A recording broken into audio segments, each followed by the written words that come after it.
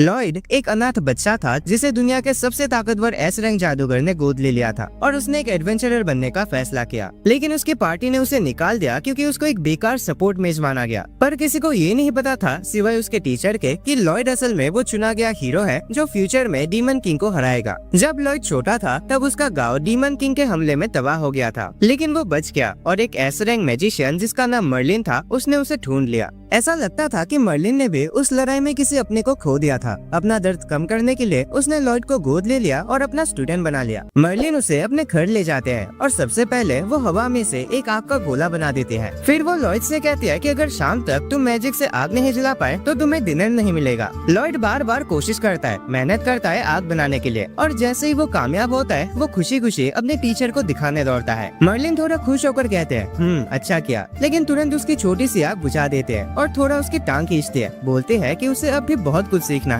इसके बाद वो उसे जमीन से पानी बुलाने का जादू सिखाते हैं, मतलब वाटर मैजिक सिखाते हैं, और लॉयड पहले बारी में ही कामयाब हो जाता है। लेकिन मर्लिन उसकी तारीफ करने के बजाय फिर से थोड़ी अकड़ दिखाने लगते हैं और उसे पानी में डुबा देते हैं, ये कहकर कि वाटर मैजिक इसको बोलते हैं, तुम्हारी उस पिचकारी को नहीं। दिन बीतने लगता है और लॉयड नए नए मैजिक सीखने लगता है, लेकिन मर्लिन कभी उससे पूरी तरह खुश नहीं होती। एक बार जब लॉयड मर्लिन की एक बर्फ से मूर्ति बनाता है तो वो अपने मैजिक का यूज करके उसे एक सबक सिखाते हैं। वो मूर्ति को कंट्रोल कर लेते हैं और लॉयड को पकड़ लेते हैं, फिर मूर्ति को और बड़ा कर देते हैं। कहते हैं कि उसमें अभी भी स्किल्स की कमी है। फिर वो मूर्ति को तोड़ देते हैं और लॉयड जमीन पर गिर जाता है। लेकिन लॉयड एक भोला लड़का है तो वो मर्लिन की बात पे पूरा विश्वास करता है और वादा करता है कि वो और मेहनत करेगा अपनी कमी दूर करने के लिए। कुछ दिन बाद मर्लिन को एक बहुत ही बुरा हैंगओवर होता है और लॉयड अपना मैजिक यूज करके उसका इलाज करता है। जैसे मर्लिन ठीक होती है वो लॉयड को गले लगाकर उसका शुक्रिया अदा करते हैं, लेकिन अगले ही पल वो उसे बाहर खींच ले जाते हैं मैजिक प्रैक्टिस करने के लिए। समय बीतने लगता है और एक रात मर्लिन कुछ पुराने किताबों को पढ़ते हैं, एक परेशान और दर्द भरी एक्सप्रेशन के साथ। तभी लॉयड वहाँ आता है उसे डिनर के लिए बुलाने, और जैसे ही वो उठते हैं उससे किताब गिर जाती है। लॉयड उसकी मदद करता है किताब उठाने में, लेकिन जैसे ही उसका हाथ किताब को छूटा है उसके दिमाग में उस किताब की सारी जानकारी ट्रांसफर हो जाती है और वो वही बेहोश हो जाता है। मर्लिन ये सब देखकर हिल जाते हैं क्योंकि लॉयड ने सिर्फ किताब को छूने से एक प्राचीन जादू सीख लिया है जो इस बात का सबूत है कि उसमें भी चूजन वन बनने की क्वालिटीज है। ये बात मर्लिन के दिमाग में कुछ पुराने दर्दनाक यादें ले आती है और वो नहीं चाहती कि लॉयड भी वही गलतियां दोहराए जो उसने कभी की थी। उस रात जब लॉयड शांति से सो रहा होता है मर्लिन उसके कमरे में जाकर उसके माथे पर एक जादुई मंत्र लगा देती है, जिससे वो प्राचीन जादू की नॉलेज उसके दिमाग के अंदर सील कर देते हैं, क्योंकि वो नहीं चाहते कि लॉयड अपने ताकत पर ज्यादा भरोसा करे। ये सब इसीलिए ताकि वो उस खतरनाक रास्ते पर ना चला जाए। मर्लिन उसे सजेस्ट करते हैं कि वो एक व्हाइट मेज बन जाए जिसका मेन काम दूसरे एडवेंचरर्स को सपोर्ट देना होता है। वो उसे रिकवरी मैजिक सिखाते हैं जो फलों को जल्दी बढ़ने में मदद करता है, और फिर अपने और उसके लेवल का फर्क दिखाने के लिए एक मुरझाए हुए पेड़ को ऐसे ही चुटकी बजा के जिंदा कर देते हैं। इसके बाद मर्लिन उसे नए नए जादू और दूसरी चीजें सिखाना जारी रखती है, लेकिन जब भी कोई एंशिएंट मैजिक से जुड़ी बात होती है तो वो कहते हैं कि तुम्हें ये सीखने की जरूरत नहीं है क्योंकि प्राचीन जादू तो कई 100 साल पहले ही खत्म हो चुका है। ऐसे ही वक्त बीतता है लॉयड की ट्रेनिंग में। एक दिन मर्लिन उसकी आंखों पर पट्टी बांधकर उसे जंगल के अंदर ले जाते हैं जहाँ हर तरफ खतरनाक मॉन्स्टर्स होते हैं। उसे सिर्फ एक चाकू देते हैं और कहते हैं कि एक हफ्ते के अंदर घर वापस पहुँचना है अपने मैजिक का इस्तेमाल करके। वो उसे कुछ बोलने का मौका भी नहीं देते और तुरंत वहाँ से भाग जाते हैं। लॉयड हैरान और डरा हुआ रह जाता है। तुरंत बाद एक भेड़िया जैसा मॉन्स्टर वहाँ आता है और लॉयड मुश्किल से उसे बचने के लिए एक पेड़ पर चढ़ जाता है। उसे समझ आता है कि व्हाइट मेज के स्पेल से वो मॉन्स्टर को हरा नहीं सकता,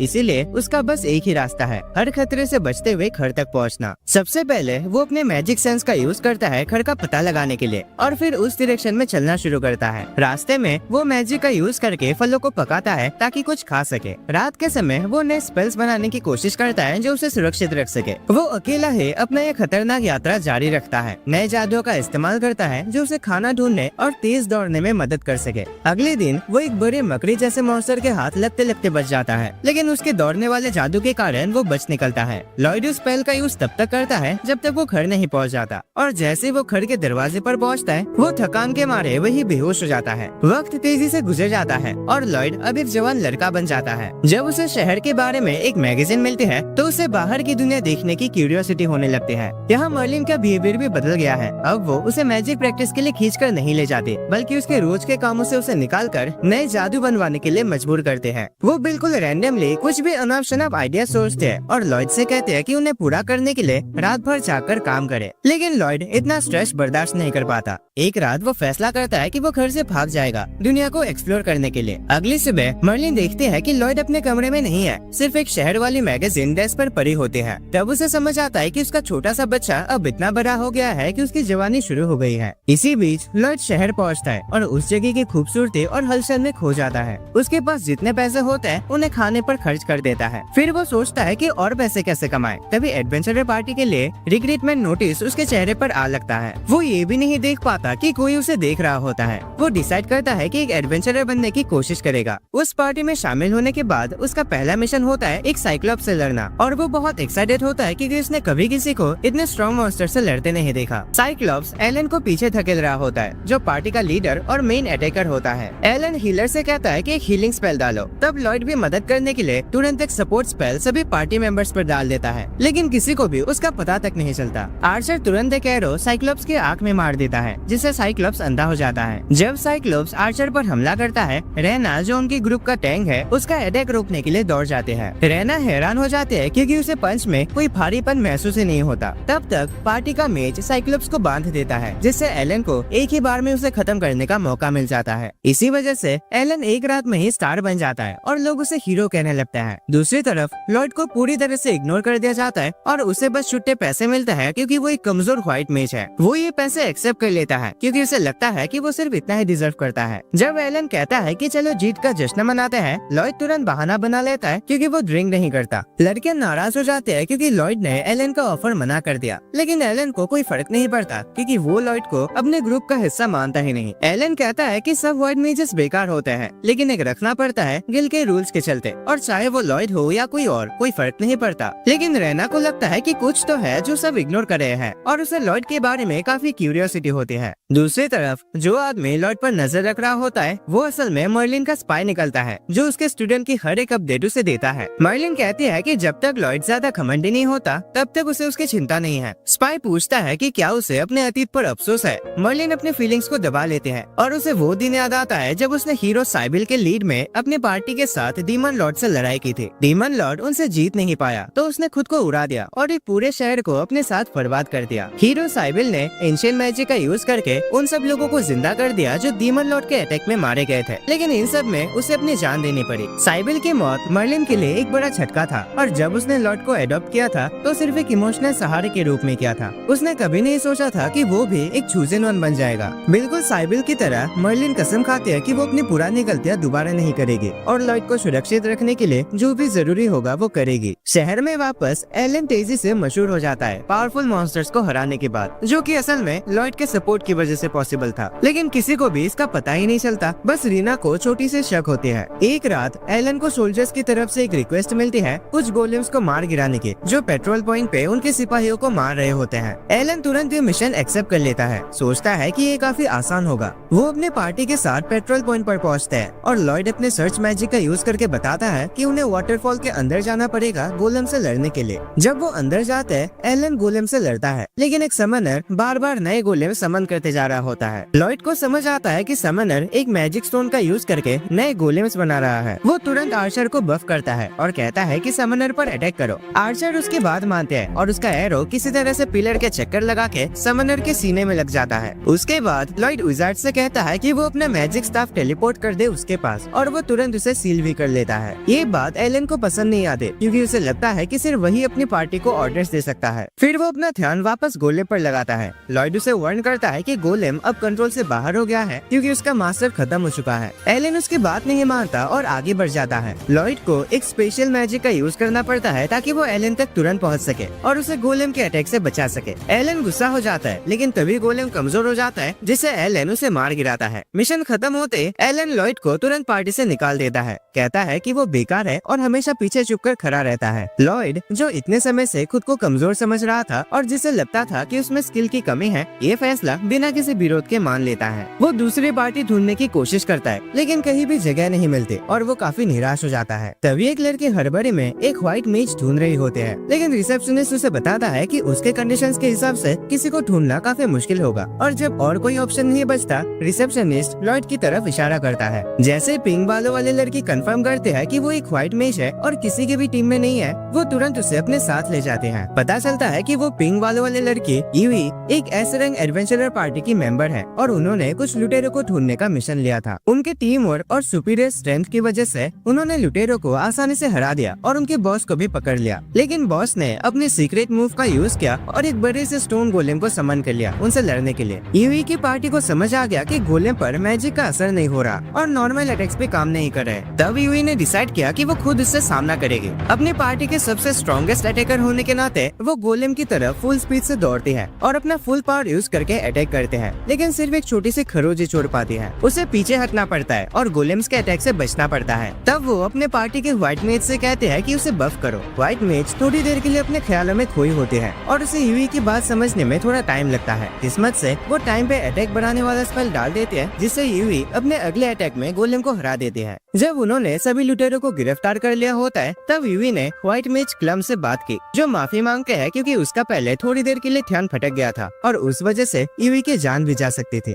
यूई ने उससे कहा कि इतना ज्यादा मत सोचो, क्योंकि उसे पता है कि क्लम इस वक्त अपने पर्सनल लाइफ के कुछ सीरियस हालातों से गुजर रही है। यूई ने पूछा कि उसके घर में सब कुछ कैसा चल रहा है। तभी क्लम ने अचानक अपना रेजिग्नेशन यूई को दे दिया, क्योंकि उसे ब्रेक लेना था अपने बीमार बहन की देखभाल करने के लिए। फिर स्टोरी वापस प्रेजेंट मोमेंट पे आते हैं, जहाँ यूई एक्साइटेड होकर लॉयड का हाथ पकड़ के उसे अपने बेस ले जाते हैं। उसके पार्टी के मेंबर्स कुछ देर के लिए शॉक में होते हैं, समझने की कोशिश करते हैं कि क्या यूई ने वाकई एक व्हाइट मेज ढूंढ लिया है, क्योंकि उन्हें पूरा यकीन था कि वो फेल हो जाएगी। फिर यूई लॉयड का इंट्रोडक्शन सबसे करवाते हैं, लेकिन उसे उसका नाम तक नहीं पता। उसके बाद वो अपने पार्टी मेंबर्स का इंट्रोडक्शन लॉयड को देते हैं, जिसमें शामिल है दागास जो शील्ड यूजर है, क्रॉस जो आर्चर है और सिलिका जो मेज है। आखिर में वो खुद को इंट्रोड्यूस करते हैं, एक स्वॉर्ड्समैन और उनकी टीम की लीडर, और लॉयड का उनकी पार्टी में स्वागत करते हैं। लॉयड उससे पूछता है, रुको रुको, ये सब तो ठीक है, पर मैंने कब कहा कि मैं तुम्हारी पार्टी ज्वाइन कर रहा हूँ। यूई थोड़े कंफ्यूज हो जाते हैं, क्योंकि उसे एहसास ही नहीं होता कि उसने लॉयड से ये सवाल पूछा ही नहीं। दागास और सिलिका को तुरंत समझ आ जाता है कि यूई ने इस अनजान आदमी को बस खुशी में खींच के बेस ले आए, बिना कुछ एक्सप्लेन किए। वो दोनों लॉयड से माफी मांगते हैं इस कंफ्यूजन के लिए। फिर वो यूई की तरफ मुड़ता है और कहता है, देखो यूई, चाहे तुम्हें व्हाइट मेज मिल भी गया हो, वो क्लम को रिप्लेस नहीं कर सकता और शायद हमें अपना एक क्वेस्ट छोड़ देना चाहिए। यूई ये सुन के नाराज हो जाते हैं और कहते हैं, हमारे क्लाइंट ने हमें मदद के लिए कहा है, हम ऐसे मना नहीं कर सकते। लॉयड पूछता है, तो किसी और पार्टी को ये क्वेस्ट क्यों नहीं दे देते? तब दागास उसे बताता है कि ये पॉसिबल नहीं है, क्योंकि ये एक ए रैंक क्वेस्ट है। सिर्फ ए रैंक या उससे ऊपर की पार्टी से ऐसे क्वेस्ट ले सकते हैं, लेकिन अभी के लिए सारी हाई रैंक पार्टीज शहर के बाहर है और सिर्फ उनकी एस रैंक पार्टी ही यह मिशन एक्सेप्ट कर सकते हैं। लॉयड ये सुन के शॉक्ड हो जाता है कि वो एस रैंक एडवेंचरर्स के सामने खड़ा है। उसे सच में उनकी मदद करने का मन करता है, लेकिन एक बार फिर उसका डीमोटिवेशन उसे महसूस करवाती है कि वो काफी कमजोर है और किसी काम का नहीं है। लेकिन तभी यूई अचानक उसकी तरफ से बोल पड़ते हैं और अपने पार्टी के मेंबर्स से कहते हैं कि उन्हें कम से कम लॉयड को एक मौका देना चाहिए अपनी एबिलिटीज प्रूव करने का, उसे रिजेक्ट करने से पहले। फिर वो उसे जंगल में ले जाते हैं उसकी स्किल्स देखने के लिए, और लॉयड काफी घबराया हुआ महसूस करता है क्योंकि उसे लगता है कि वो सबको निराश कर देगा। यूई उसे बार बार कहते हैं कि कुछ तो करो,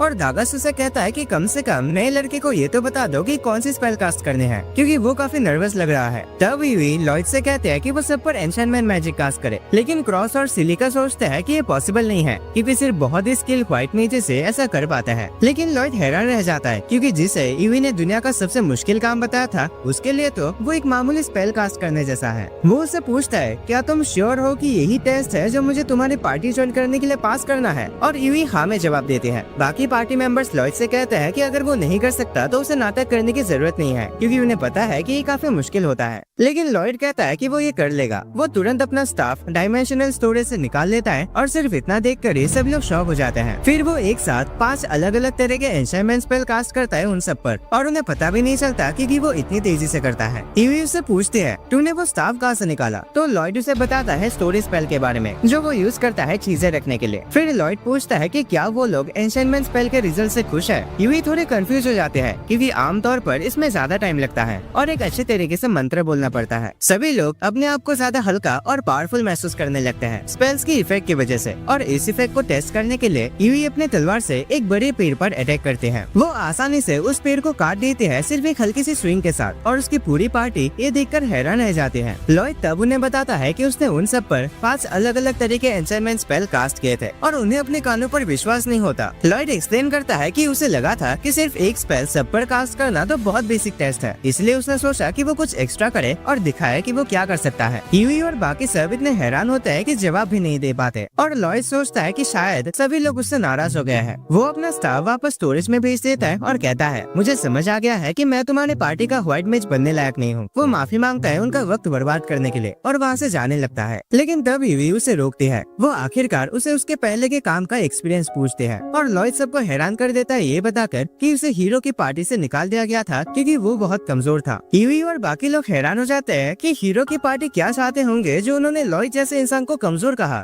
जबकि उन्होंने आज तक किसी को नहीं देखा जो एक साथ 5 अलग अलग एन्चेंटमेंट स्पेल्स कास्ट कर सके। जब लॉयड अब भी बताता है कि वो कमजोर है, तब क्रॉस और ज्यादा टेंशन लेने लगता है उसके स्टैंडर्ड्स को लेकर। है इसको तुम कमजोर होना कहते हो? ऐसी कमजोरी अगर मेरे पास होती तो मैं कहां से कहां पहुंच जाता। लॉयड तुरंत टॉपिक बदल देता है और उनसे पूछता है कि वो अपने पार्टी के व्हाइट मेज को वापस क्यों नहीं बुला लेते। यूई समझाते हैं कि क्लम की बहन काफी बीमार है और वो एडवेंचरर का काम करते हुए उसका ख्याल भी रख रही थी, जिसकी वजह से इसका उस पर बुरा असर हुआ और वो दोनों काम एक साथ नहीं संभाल पाई। इसीलिए उसने एडवेंचर से ब्रेक लेने का फैसला किया। डैगर्स कहता है कि वो ज्यादा क्वेस्ट उसके बिना भी कंप्लीट कर लेते, लेकिन ए रैंक क्वेस्ट काफी मुश्किल होता है और उन्हें एक व्हाइट मेज की जरूरत होती ही है। तभी सबको क्लम की चिंता होने लगती है क्योंकि चाहे उसने पार्टी छोड़ दी हो, वो अब भी उनकी दोस्त है। ये सुनकर लॉयड थोड़ा जेलस महसूस करता है। वो तुरंत टॉपिक बदलता है और पूछता है कि क्या किसी को पता है कि क्लम की बहन को कौन सी बीमारी है। यूई याद करते हैं कि उस लड़की का शरीर धीरे धीरे मैजिक स्टोन में बदल रहा है और लॉयड को याद आता है कि उसने मैजिक स्टोन के बारे में अपने मास्टर से सीखा था। जब मर्लिन उसे सिखाती थी कि कैसे मैजिक स्टोन किसी भी जिंदा चीज को भी मैजिक स्टोन में बदल सकता है, तब लॉयड ने सोचा था कि क्या उन्हें वापस नॉर्मल बनाया जा सकता है, और अब वो डिसाइड करता है कि वो इसे ट्राई करेगा। वो यूई से कहता है कि वो उसे क्लम के घर ले चले और यूई उसे वहाँ ले जाती है। क्लम जो काफी पतले और थकी हुई लग रही होती है, दरवाजा खोलते हैं और अपने दोस्त को देखकर हैरान हो जाते हैं। अंदर जाने के बाद लॉयड तुरंत काम पर लग जाता है। वो क्लम से एकदम डिटेल में उसके बहन की कंडीशन के बारे में पूछता है और क्लम कहते हैं कि पहले वो और उसकी बहन सिल्वी एक साथ एडवेंचर्स पे जाते थे,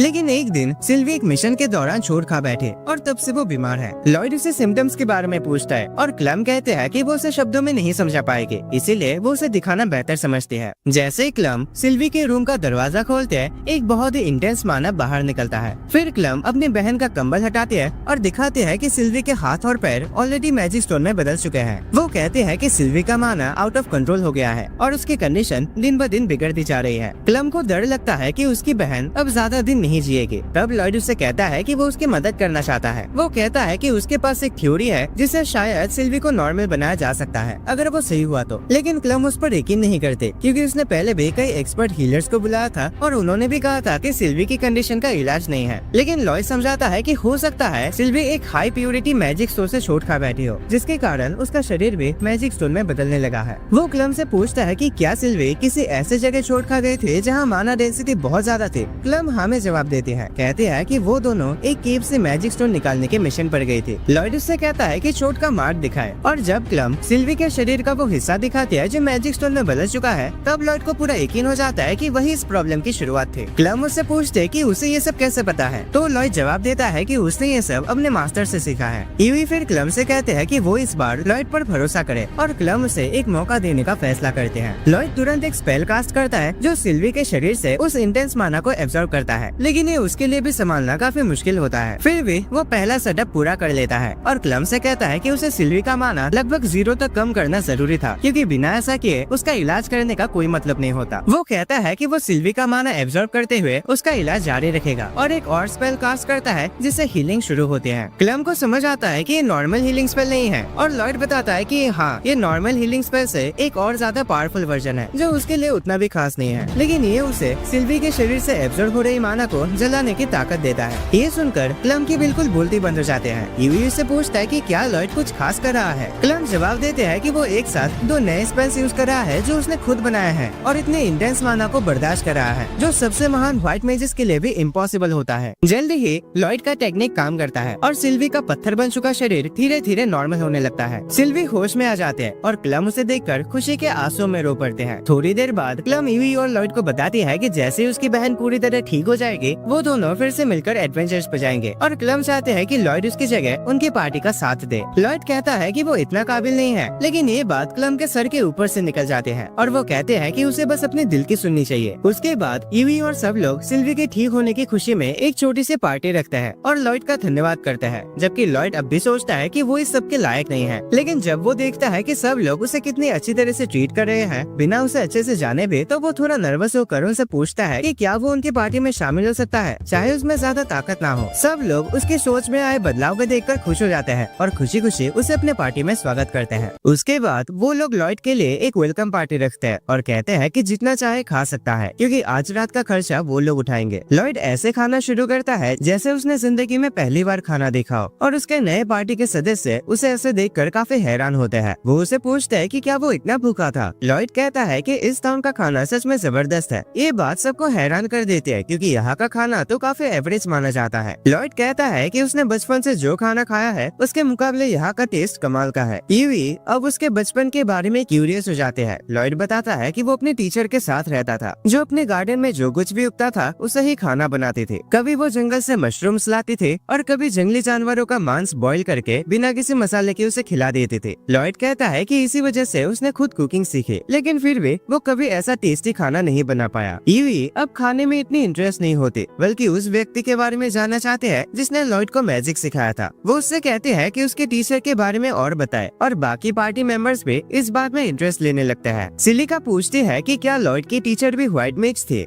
लॉयड कहता है कि वो ज्यादातर कॉम्बैट मेज थे, क्योंकि जब भी वो अकेले काम करते थे तो वहाँ आसपास धमाके होते थे। सिलिका हैरान हो जाते हैं कि कोई व्हाइट मेज ना होते हुए भी लॉयड को इतनी अच्छी ट्रेनिंग कैसे दे सकती है, और लॉयड मानता है कि मर्लिन सच में कमाल की है। सिलिका कहते हैं कि वो भी उनसे कुछ सीखना चाहेगी, लेकिन लॉयड तुरंत उसे रोक देता है और कहता है कि अगर उसने असली सच जान लिया तो वो जिंदगी भर इस बात का अफसोस करेगी। खैर, मर्लिन के बारे में थोड़ा और बात करने के बाद पार्टी अपने मिशन के लिए एक स्ट्रेटेजी मीटिंग डिसाइड करते हैं। यूवी दागा से कहते हैं कि वो लॉयड को मिशन के डिटेल समझा दे, क्योंकि वो खुद समझाने में बिल्कुल बेकार है। दागा लॉयड को बताता है कि उनका मिशन यह है कि वो उन मॉन्स्टर्स को हराए जो यहाँ के खेतों को बर्बाद कर रहे हैं। सिलिका बताती है कि कई अलग अलग स्पीशीज के मॉन्स्टर्स एक साथ मिलकर एक झुंड बना चुके हैं। लॉयड ये बात पहली बार सुन रहा होता है। दागास कहता है कि उनके लिए भी ये नई इन्फॉर्मेशन है, लेकिन इसे हल्के में नहीं लेना चाहिए। तभी क्रॉस बोलता है कि जब इतने सारे एनिमीज एक साथ होंगे तो उसके और यूवी के लिए मुश्किल होगा, क्योंकि उनके फिजिकल अटैक से वहाँ के रहने वाले लोगों को भी नुकसान पहुँच सकता है। यूवी भी इस बात को मानते हैं और कहते हैं कि इस बार सिलिका को सब हैंडल करना पड़ेगा, क्योंकि वो वाइड एरिया स्पेल्स यूज करते हैं। लेकिन सिलिका भी थोड़ी घबरा जाती है, क्योंकि वाइड रेंज स्पेल्स में बहुत ज्यादा माना लगता है। यूवी फिर लॉयड से पूछते हैं कि क्या वो अटैक मैजिक यूज कर सकता है। लॉयड कहता है कि वो बेसिक लेवल स्पेल्स यूज कर सकता है, लेकिन उनका इफेक्ट कुछ खास नहीं होता। दागास फिर स्ट्रेटेजी बनाने की तरफ बढ़ता है और कहता है कि वो और यूवी मॉन्स्टर्स को एक ही जगह जमा करेंगे ताकि सिलिका एक साथ उन पर अटैक कर सके। क्रॉस सिलिका और लॉयड को प्रोटेक्ट करेगा और लॉयड हीलिंग और सपोर्ट में फोकस करेगा। उसके बाद वो लोग होटल की तरफ बढ़ता है आराम करने के लिए, लेकिन लॉयड एक अलग डायरेक्शन में चल पड़ता है। दागास उसे रोकता है और पूछता है कि वो कहाँ जा रहा है। लॉयड थोड़ा नर्वस होकर कहता है कि उसके पास होटल में रूम लेने के लिए पैसा नहीं है। दागास तुरंत उसे एक बैग देता है जिसमें इतने पैसे होते हैं जितने लॉयड ने अपनी पूरी जिंदगी में कभी नहीं देखे होते। लॉयड घबरा जाता है और कहता है कि वो ये पैसा नहीं ले सकता, लेकिन दागास कहता है कि ये कोई डोनेशन नहीं है, ये अमाउंट उसकी सैलरी में से काट लिया जाएगा, और दागास का शुक्रिया अदा करता है।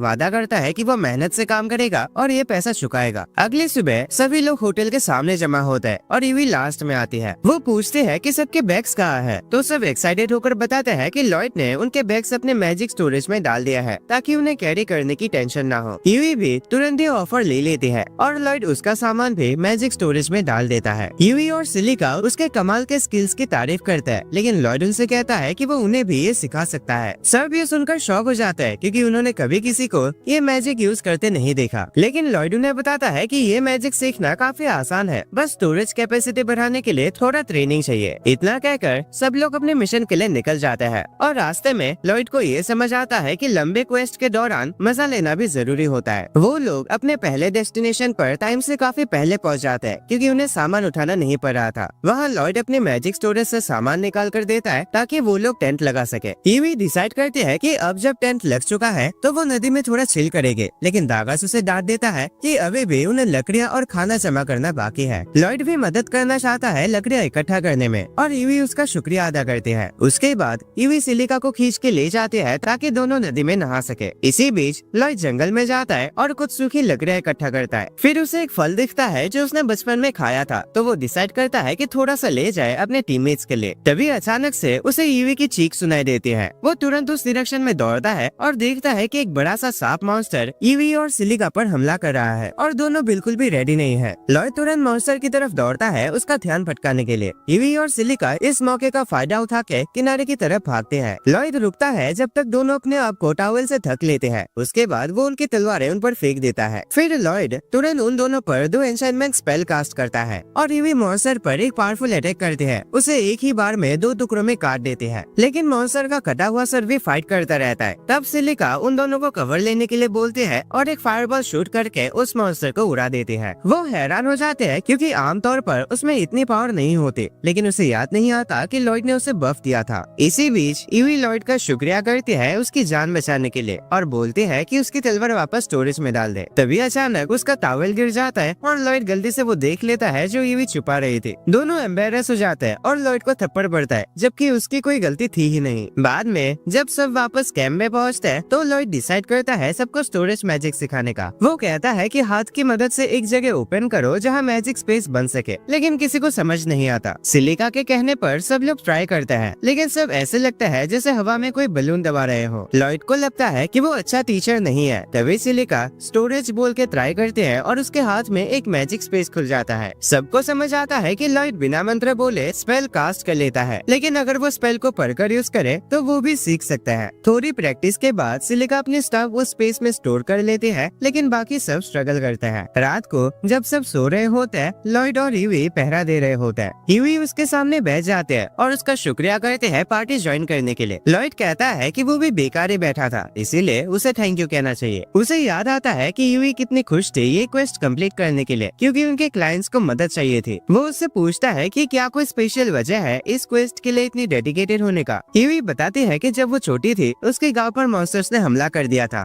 और वो अकेली सर्वाइवर थी, इसीलिए जब उसने क्वेस्ट सुना तो वो रुक नहीं पाई क्योंकि उसे लगता था कि वो किसी और को उस सिचुएशन से बचा सकते हैं जिसमें वो थी। अचानक लॉयड उसे चुप रहने के लिए कहता है क्योंकि उसे लगता है कि मॉन्स्टर्स आसपास है। ईवी अलर्ट हो जाते हैं और अपनी तलवार समन करते हैं। लॉयड उससे कहता है कि जाके सबको उठा दो। जल्दी ही पूरी पार्टी तैयार हो जाते हैं स्पाइडर मॉन्स्टर का सामना करने के लिए, लेकिन उन्हें लगता है कि मॉन्स्टर की संख्या ज्यादा है तो भी पीछे हटना ही बेहतर होगा। वो धीरे धीरे वापस जाने लगता है, लेकिन तभी ईवी एक सूखी डाली पर पैर रख देते हैं जो आवाज करते हैं और मॉन्स्टर को उनकी तरफ अट्रैक्ट कर लेते हैं। सब लोग जितनी तेज भाग सकते हैं भागते हैं, लेकिन स्पाइडर्स उन्हें पकड़ लेते हैं और चारों तरफ से घेर लेते हैं। वो लोग जाल फेंकना शुरू कर देते हैं और एडवेंचरर्स पहला अटैक ब्लॉक कर लेते हैं, लेकिन एक स्पाइडर सिलिका के स्टाफ को जाल में लपेट कर ले जाता है। स्पाइडर्स उन्हें एक सील केज में बंद कर देते हैं और सब पैनिक कर जाते हैं। लॉयड कहता है कि उन्हें स्पाइडर्स को वही रोकना होगा जहाँ वो है। वो तुरंत अपने टीम मेंबर्स को एंशन करता है और ईवी को कहता है कि पहला अटैक वो करे।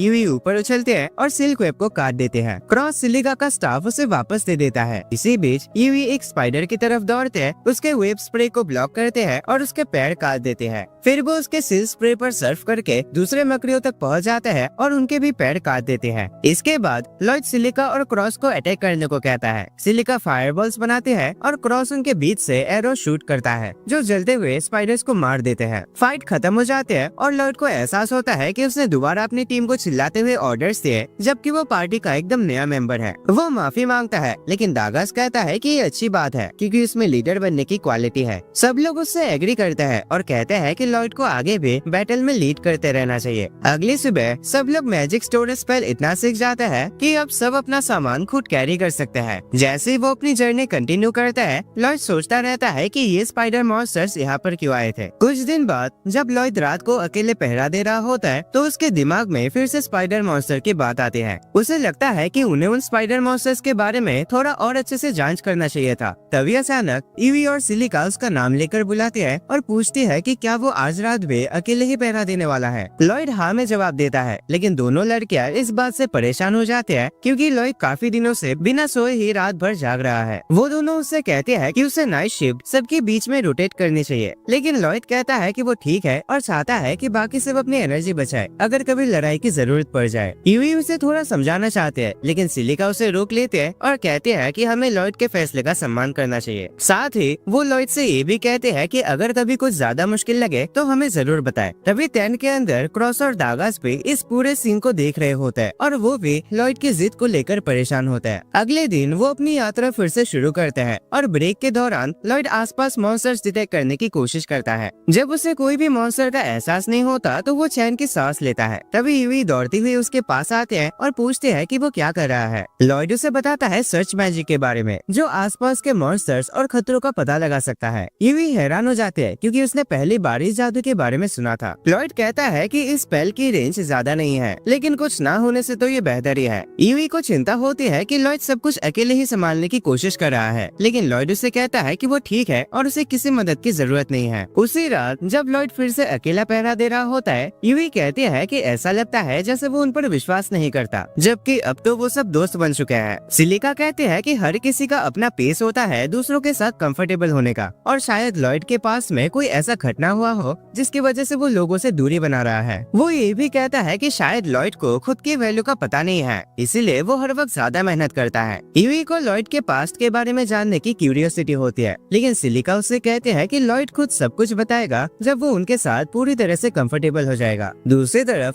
दागास लॉयड के पास आता है और उससे कहता है कि वो उसके हेल्प चाहता है। साथ ही क्रॉस ऑफर करता है कि जब तक वो जाए वो पहरा दे देगा। लॉयड दागास के साथ चला जाता है, जो एक अलार्म सिस्टम तैयार करता है जिससे अगर कोई मॉन्स्टर कैंप के पास आए तो तुरंत सिग्नल दे। लॉयड इसे देखकर काफी इम्प्रेस होता है। दागास कहता है कि अब अलार्म सब कुछ बता देगा, इसीलिए लॉयड थोड़ा आराम कर सकता है। लॉयड कहता है कि इसकी जरूरत नहीं है, वो अलार्म से बेहतर काम कर सकता है। तभी दागास उसे सीधा सवाल करता है, देखो लॉयड, क्या तुम अपने पार्टी पर भरोसा नहीं करते? लॉयड जवाब देता है कि वो विश्वास करता है, लेकिन दागास कहता है कि उसके बिहेवियर कुछ और ही दिखाते हैं। लॉयड को मर्लिन और अपने पुराने टीम लीडर की बातें याद आती हैं। दोनों ने उसे कभी काबिल नहीं समझा था और हर वक्त उसकी कमियां निकाली थी। लॉयड कहता है कि अगर वो मेहनत ना करे तो वो बाकी सब के लिए मुसीबत बन सकता है। दागास उसे अच्छे से कहता है, तो फिर बन जाओ मुसीबत, क्या ही दिक्कत है, हम संभाल लेंगे। लॉयड इस बात का मतलब नहीं समझ पाता। तब दागास समझाता है कि उन्होंने पार्टी इसलिए बनाई थी ताकि वो सब मिलकर वो काम कर सके जो अकेला कोई नहीं कर सकता,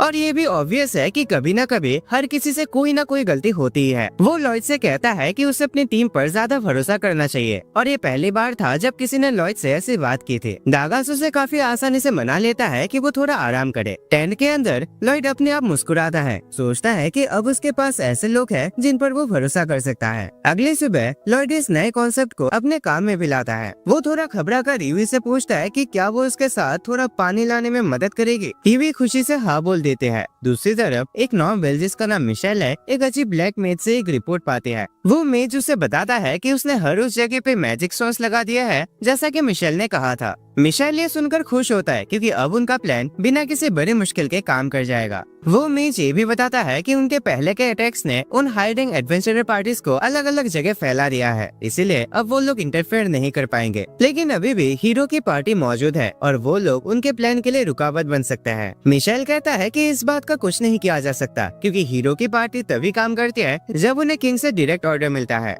लेकिन वो ये भी मानता है कि सिर्फ हीरो इस आने वाले हादसे को नहीं रोक पाएगा। जंगल में वापस लॉयड और उसकी पार्टी को ये अजीब लगता है कि आसपास कोई मॉन्स्टर नहीं है। लॉयड डिसाइड करता है कि वो अपने सर्च स्पेल का रेंज बढ़ाएगा और उसे एक मॉन्स्टर ग्रुप का पता चलता है जो 10 किलोमीटर दूर है। क्रॉस कहता है कि वो जगह तो उनके डेस्टिनेशन के काफी पास होगी जिनकी तरफ वो जा रहे थे, लेकिन इससे पहले कि लॉयड कुछ और बता पाता ईवी उनके बीच में टपक पड़ते हैं। वो पूछते हैं कि क्या लॉयड सच में 10 किलोमीटर के रेडियस में सर्च कर सकता है। लॉयड हाँ में जवाब देता है और ईवी गुस्से में आ जाती है क्योंकि कुछ दिन पहले उसने कहा था कि उसकी रेंज इतनी बड़ी नहीं है। लॉयड कहता है कि 10 किलोमीटर कुछ खास बड़ा भी तो नहीं होता, जिसे सुनकर ईवी चिल्लाने लगते हैं। लेकिन बाकी पार्टी मेंबर्स उसे कहते हैं कि वो अभी के लिए इस बड़े प्रॉब्लम पर ध्यान दे। वो सब मॉन्स्टर की लोकेशन की तरफ भागते हैं और पता चलता है कि मॉन्स्टर्स पहले उन खेतों तक पहुंच चुके हैं जिनकी रक्षा उन्हें करनी थी। वो सब इतने बड़े वुल्फ मॉन्स्टर्स के ग्रुप को देखकर हैरान हो जाता है, लेकिन लॉयड और भी ज्यादा परेशान हो जाता है क्योंकि उसे सिर्फ यही मॉन्स्टर्स सीखता है। वो सोचता है कि बाकी मॉन्स्टर्स आखिर गए तो गए कहाँ। बाकी पार्टी मेंबर्स भी हैरान होते हैं क्योंकि मॉन्स्टर्स आमतौर पर अपने घोंसले नहीं छोड़ते। जब सब लोग इस बारे में बात कर रहे होते हैं तभी क्रॉस कुछ अजीब देख लेता है उन भेड़ियों के बीच में। बाकी सब उसे नहीं देख पाते क्योंकि उनकी आंखों की नजर क्रॉस जितनी तेज नहीं होती। तो लॉयड एक स्पेल का यूज करता है जिससे उसे टेलीस्कोपिक विजन मिल जाते हैं। उस स्पेल के जरिए वो भेड़ियों के झुंड के बीच में एक काला पत्थर देख पाता है। फिर वो वही स्पेल बाकी पार्टी मेंबर्स पर भी कास्ट करता है और अब सब उस पत्थर को देख पाते हैं। डागस कहता है कि वो पत्थर किसी मैजिक स्टोन जैसा लगता है। सिलिका भी कहते हैं कि इसके चारों तरफ का डार्क ऑरा काफी अजीब है। तब लॉयड कहता है कि शायद वो माना है जो उसे रिलीज हो रहा है और तभी उसे याद आता है कि ये माना बिल्कुल उस जैसा महसूस हो रहा है जैसे किसी बीस्ट ह्यूमन का होता है। उसे याद आता है कि मर्लिन ने कभी बताया था कि बीस्ट ह्यूमन के पास एक खास स्पेल होता है जिससे वो मॉन्स्टर्स को कंट्रोल कर सकते हैं और ये मैजिक स्टोन भी वैसे ही काम करता लग रहा है। लॉयड तुरंत अपना सर्च स्पेल फिर से कास्ट करता है और ये जान पाता है कि एक और बड़ा मॉन्स्टर का ग्रुप उनकी तरफ बढ़ रहा है। अब उसे समझ आ जाता है कि वो मैजिक स्टोन ही उनके सब प्रॉब्लम्स का कारण है, लेकिन अभी तक वो इसका असली वजह नहीं समझ पाता। बाकी लोग कहते हैं कि उन्हें अभी के लिए यहाँ से निकल जाना चाहिए, लेकिन इवी मना कर देते हैं। वो कहते हैं कि अगर वो लोग भागे तो मॉन्स्टर्स इस पूरे इलाके को तबाह कर देंगे। डागास भी मानता है कि इस सिचुएशन से निकल पाना आसान नहीं होगा, लेकिन सिलिका नहीं मानती कि वो लोग ये फाइट जीत सकते हैं। तभी अचानक लॉयड बताता है कि उन्हें लड़ना चाहिए और वो काफी कॉन्फिडेंट है कि अगर सब उसके प्लान को फॉलो करे तो वो जीत सकते हैं। वो कहता है कि सबसे पहले मैजिक स्टोन को हटाना होगा और पूछता है कि क्या क्रॉस उसे शूट कर सकता है। क्रॉस थोड़ा नर्वस होता है, कहता है कि वो इतने दूर से उसे तोड़ नहीं सकता। लॉयड कहता है कि कोई बात नहीं, बस इतना काफी है कि वो उसे हिट कर दे। क्रॉस एम करता है और लॉयड उस पर 3 एन्चेंटमेंट स्पेल्स डाल देता है। उन स्पेल्स के कारण उसका एरो इतना पावरफुल बन जाता है कि मैजिक स्टोन टूट जाता है। क्रॉस उससे पूछता है कि उसने कैसे किया और लॉयड जवाब देता है कि उसने क्रॉस, उसके बोस और एरोस तीनों को एन्चेंट किया था, जो उसके जैसे किसी के लिए एक नॉर्मल बात है। लेकिन बाकी सब लोग हैरान रह जाते हैं क्योंकि नॉर्मल व्हाइट मेजेस एक साथ आदमी और वेपन्स को एन्चेंट नहीं कर सकते। तभी वो लोग देखते हैं कि सब भेड़िए आपस में लड़ने लगे हैं क्योंकि जैसे मैजिक स्टोन टूटा वो पागल से हो गए। लॉयड ऐसा ही चाह रहा था और कहता है कि उसका प्लान का पहला पार्ट कामयाब हो गया है। लेकिन अफसोस की बात यह है कि जो मॉन्स्टर का झुंड उनकी तरफ आ रहा था वो अभी भी नहीं रुका। थोड़ी ही देर बाद वो मॉन्स्टर का झुंड जंगल से बाहर आ जाता है और सिलिका अकेले ही अपने टीम के सामने जाकर उन पर अटैक करने के लिए खड़ी हो जाते हैं। मॉन्स्टर्स उसके काफी करीब आ जाते हैं, लेकिन लॉयड लास्ट मोमेंट तक रुकता है उसे अटैक करने का ऑर्डर देने के लिए। जब वो कमांड देता है तो सिलिका तुरंत एक फायर टॉर्नेडो क्रिएट करती है जो उसकी तरफ आने वाले सारे मॉन्स्टर्स को उड़ा देता है। सब लोग हैरान हो जाते हैं क्योंकि उन्होंने कभी इतनी पावरफुल फायर मैजिक देखी नहीं थी। लॉयड सिलिका से कहता है कि वो मॉन्स्टर्स को विंड और फायर मैजिक से ब्लास्ट करते रहे और फिर वो क्रॉस के पास जाता है। सिलिका के अटैक से जो आग लगी थी उससे काफी धुआं बन जाता है, जिस वजह से उड़ने वाले मॉन्स्टर्स अंधे हो जाते हैं, लेकिन वो लोग भी उन मॉन्स्टर्स को देख नहीं पा रहे। लॉयड पहले अपने सेंसर्स क्रॉस से टेलीपैथी के जरिए कनेक्ट करता है और फिर अपने सर्च स्किल के जरिए फ्लाइंग मॉन्स्टर्स का लोकेशन उस तक पहुंचाता है। जैसे ही क्रॉस उन मॉन्स्टर्स का लोकेशन देख पाता है वो बिना एक भी शॉट मिस किए उन सबको गिरा देता है। लॉयड फिर सिलिका के पास वापस जाता है उनके प्लान के फाइनल पार्ट के लिए, लेकिन सिलिका बताती है कि उसका सारा माना खत्म हो गया है। लेकिन लॉयड के लिए ये कोई प्रॉब्लम नहीं होती क्योंकि वो एक चलता फिरता पावर बैंक बन जाता है और अपना माना उसे शेयर करता है। वो थक जाता है क्योंकि उसने एकदम से बहुत ज्यादा माना दे दिया, लेकिन वो सिलिका से कहता है कि उसकी चिंता ना करे और एक स्पेल कास्ट करे जिससे बारिश हो। सिलिका उसकी बात मानते हैं और जैसे ही वो स्पेल कास्ट करते हैं बारिश शुरू हो जाते हैं जो जंगल के आग को बुझा देते हैं और आग उस पूरे जगह में फैलने से रुक जाते हैं। लेकिन इस स्पेल के बाद सिलिका जमीन पर गिर जाते हैं क्योंकि उसका भी सारा माना खत्म हो जाता है, लेकिन दागास उसे पकड़ लेता है। ईवी उससे कहते हैं कि उसने बहुत अच्छा काम किया और अब वो और दागास वहाँ बचे मॉन्स्टर से निपट लेंगे। जब वो लोग आगे बढ़ते हैं बचे हुए मॉन्स्टर से लड़ने के लिए, तब सिलिका और लॉयड थोड़ा आराम करते हैं। लॉयड अचानक जमीन पर गिर जाता है और कहता है कि उसे और मेहनत करनी होगी क्योंकि सिर्फ इतना सा काम करके थक जाना ठीक नहीं है। उसके बाद ईवी और बाकी सब बचे हुए मॉन्स्टर्स को खत्म कर देते हैं। लेकिन जब वो लोग लॉयड का हाल चेक करने वापस आते हैं तो वो उन्हें बताता है कि उन्हें पास के शहर की तरफ बढ़ना चाहिए क्योंकि उसका इंस्टिंक्ट कह रहा है कि ये जगह सिर्फ एक धोखा था और असली टारगेट है ईस्टर्न नाम का वो शहर। सब लोग इस बात से कंफ्यूज हो जाते हैं और लॉयड अपने स्टोरेज डिमेंशन से काफी सारे माना पोशंस निकालता है। वो एक पोशन पी जाता है और समझाता है कि पूरा मिशन एक ट्रैप था जिसे हाई रैंकिंग एडवेंचरर्स को स्टार से बाहर भेजा जा सके ताकि उनकी डिफेंसेस कमजोर हो जाए। क्रॉस भी बताता है कि स्टार के पास हीरोज की पार्टी और नाइट ऑर्डर्स दोनों हैं, इसीलिए उनकी डिफेंसेस तोड़ना आसान नहीं होगा। लेकिन दागास मानता है कि लॉयड का थ्योरी सही लगता है। यूवी डिसाइड करती है कि वो ईस्टर लॉ जाएंगे तसल्ली के लिए। तब लॉयड पूरी पार्टी पर बफ मैजिक यूज करता है और जैसे वो अपना माना पोशन खत्म करता है वो यूवी को कहता है कि उन्हें तुरंत निकलना चाहिए। फिर वो शहर की तरफ दौड़ना शुरू कर देता है। सब लोग हैरान हो जाते हैं उसकी स्पीड देखकर। यूवी जब उसके पीछे भागने की कोशिश करते हैं तो उसे भी लगता है कि अब वो पहले से ज्यादा तेज भाग सकते हैं। बाकी ग्रुप भी उनके पीछे आता है और उन्हें इतना शौक नहीं होता जब लॉयड बताता है कि उसने उनकी स्पीड बूस्ट की है ताकि वो शहर तक जल्दी पहुंच सके। इसी दौरान मिशेल अपने घर में अपना काम कर रहा होता है जब अचानक डीमन जनरल ग्रिस्ट वहाँ आता है और बताता है कि उसकी आर्मी एक्शन के लिए रेडी है।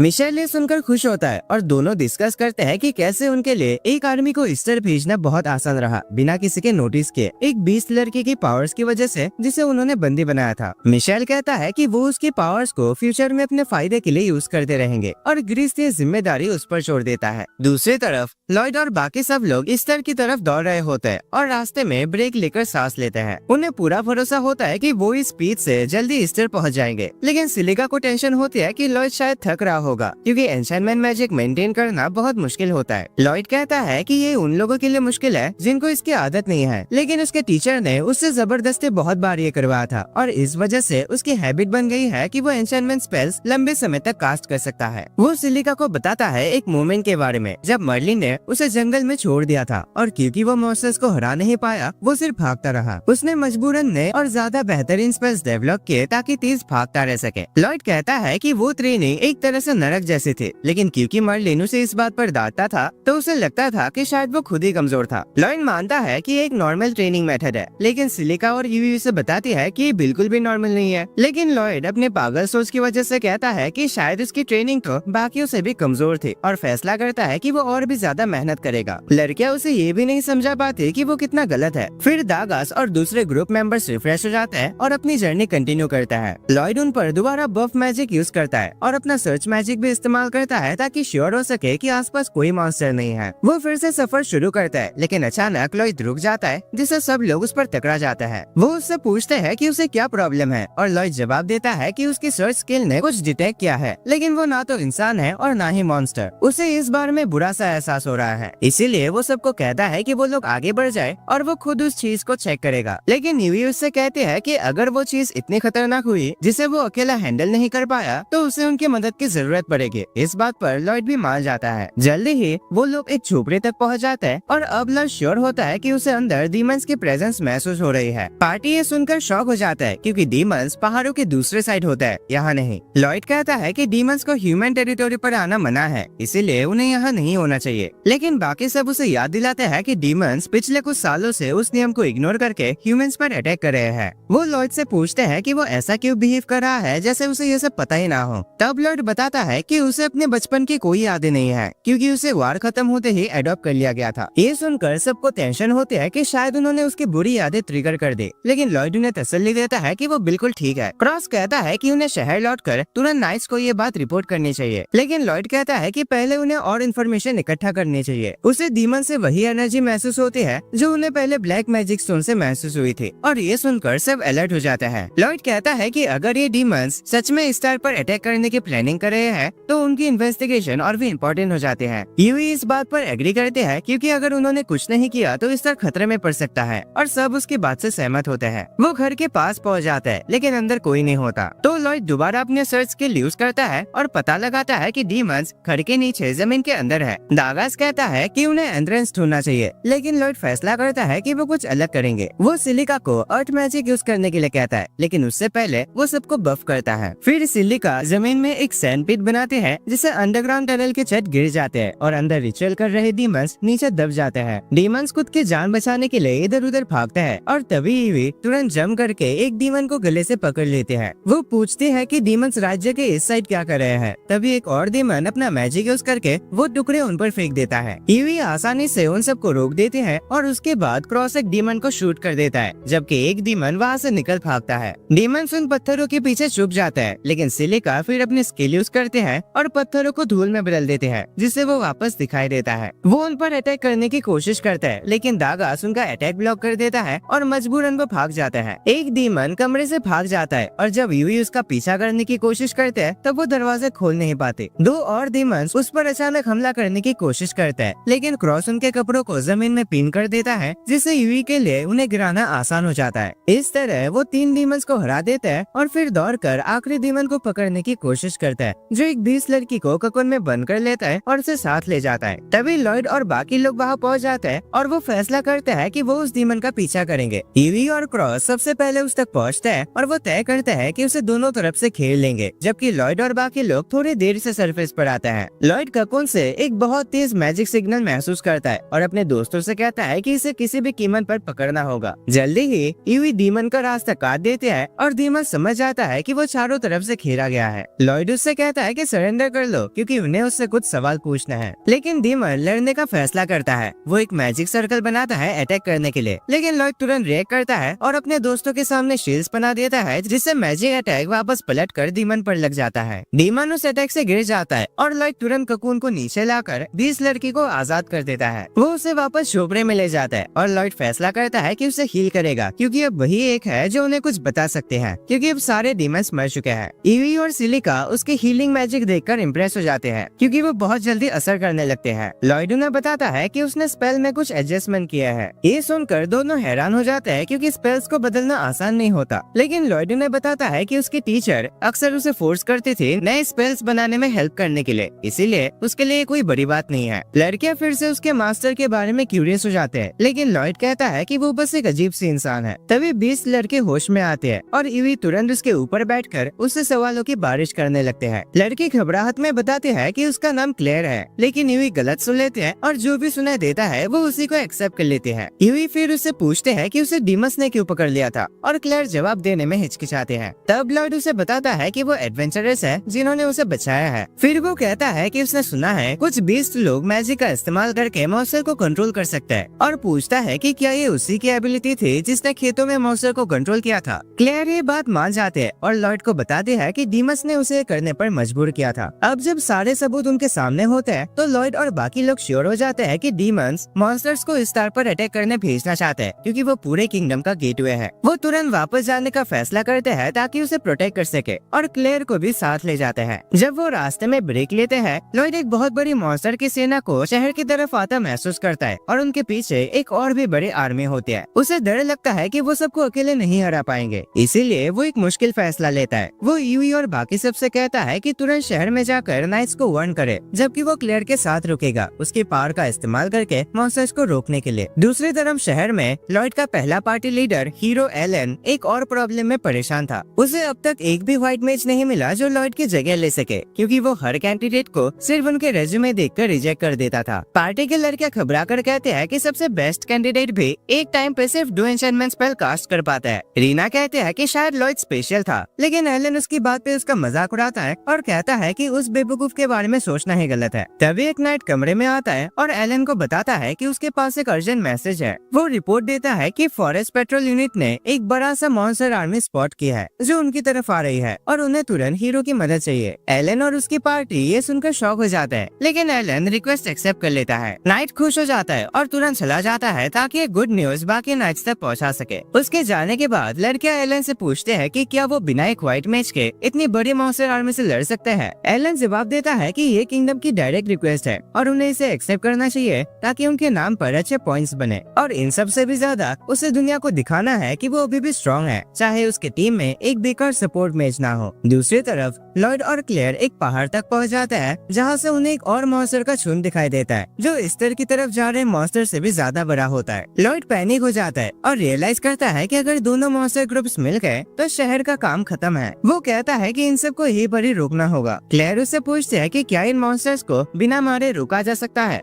लॉयड हैरान हो जाता है उसकी रिक्वेस्ट सुनकर, लेकिन क्लेयर कहते हैं कि ये मॉन्स्टर्स असल में मासूम क्रिएचर्स हैं जिन्हें डीमंस ने उसकी पावर चुराकर ब्रेन वॉश किया है, इसीलिए वो अपने आप को भी कुछ हद तक जिम्मेदार समझते हैं और इसी वजह से वो नहीं चाहते कि मॉन्स्टर्स को चोट लगे। लॉयड महसूस करता है कि क्लेयर एक असली एनिमल लवर है जो मॉन्स्टर्स के लिए भी चिंता रखते हैं। वो उसे वादा करता है कि वो ऐसा तरीका ढूंढेगा जिसमें मॉन्स्टर को सबसे कम नुकसान हो। क्लेयर खुश हो जाते हैं और लॉयड मॉन्स्टर के झुंड को देखकर उससे पूछता है कि क्या वो अपने पावर से उन्हें उनके घर भेज सकती है। क्लेयर कॉन्फिडेंट नहीं होते कि वो इतने सारे मॉन्स्टर को कमांड कर पाएंगे। लॉयड उससे कहता है कि वो उसके माना कैपेसिटी और स्पेल एफिशिएंसी को बढ़ा देगा। क्लेयर फैसला करती है ट्राई करने का और आगे बढ़ते हैं। लॉयड उसे बफ करने की तैयारी करता है, लेकिन क्लेयर अपना स्पेल कास्ट नहीं कर पाती क्योंकि जंगल में एक डार्क डिवाइस उसकी मैजिक में इंटरफेयर कर रहा होता है। शहर में वापस एलन एडवेंचरर्स गिल्ड पहुंचता है और वहाँ मौजूद एडवेंचरर्स का मजाक उड़ाता है। बोलता है कि ये लोग इस मिशन के लिए काफी कमजोर हैं। एडवेंचरर्स ऑफेंड हो जाता है। एलन के पार्टी के लड़के उसे बताते हैं कि सभी ए रैंक और उससे ऊपर की पार्टीज टाउन के बाहर है। एलन उनका और भी मजाक उड़ाता है और एक एडवेंचरर गुस्से में लड़ने उठता है। उसका दोस्त उसे रोकता है क्योंकि उन्हें हीरो से लड़ना नहीं चाहिए। खुशकिस्मती से गिल्ड मास्टर टाइम पे आ जाता है और सिचुएशन को खराब होने से पहले रोक देता है। वो कहता है कि ये लोग यहाँ मॉन्स्टर से लड़ने आए हैं, एक दूसरे से नहीं। और एलन हंस पड़ता है अपना प्लान अनाउंस करने के लिए। वो कहता है कि उनके मेजेस फाइट की शुरुआत करेंगे अपने सबसे पावरफुल स्पेल छोड़कर, ताकि ज्यादा से ज्यादा मॉन्स्टर को एक ही बार में मार सके। उसके बाद वो खुद नाइस और दूसरे फाइटर्स को लीड करेगा ताकि मॉन्स्टर को पीछे रोके रखे जब तक मेजेस अपना माना रिचार्ज करते हैं। एलन को लगता है कि मॉन्स्टर का झुंड उसके इस कमाल के स्ट्रेटेजी के सामने टिक नहीं पाएंगे, लेकिन दूसरे एडवेंचरर सोचते हैं कि शायद उसका दिमाग बचपन में ही गिर गया था। एलन उनके चेहरों पर निराशा देख लेता है और पूछता है कि क्या उन्हें कुछ कहना है। एक मेज घबराकर कहता है कि उनके पास इतने पावर ही नहीं है कि एक ही बारी में इतने सारे मॉन्स्टर्स को खत्म कर सके, और बाकी लोग भी एग्री करते हैं। कहते हैं कि एक मॉन्स्टर को मारना भी बहुत बड़ी बात होती है। एलन उन पर चिल्लाता है, कहता है कि इतना तो भाई एक छोटे बच्चे को भी आना चाहिए। तब उसकी अपनी पार्टी की मेज बोलती है कि उसे भी इतना कॉन्फिडेंस नहीं है। वो कहते हैं कि उसके स्पेल की पावर कुछ दिनों से लगातार कम हो रही है और अब वो पहले जैसे पावरफुल अटैक्स नहीं कर सकते। एलन उस पर चिल्लाता है और पूछता है कि उसने ये बात अब तक उससे छुपाई क्यों। लड़के धीरे से कहते हैं कि सिर्फ वो ही नहीं बल्कि पार्टी के सभी मेंबर्स को अपनी परफॉर्मेंस गिरती हुई महसूस हुई है तब से जब लॉयड को पार्टी से निकाला गया था।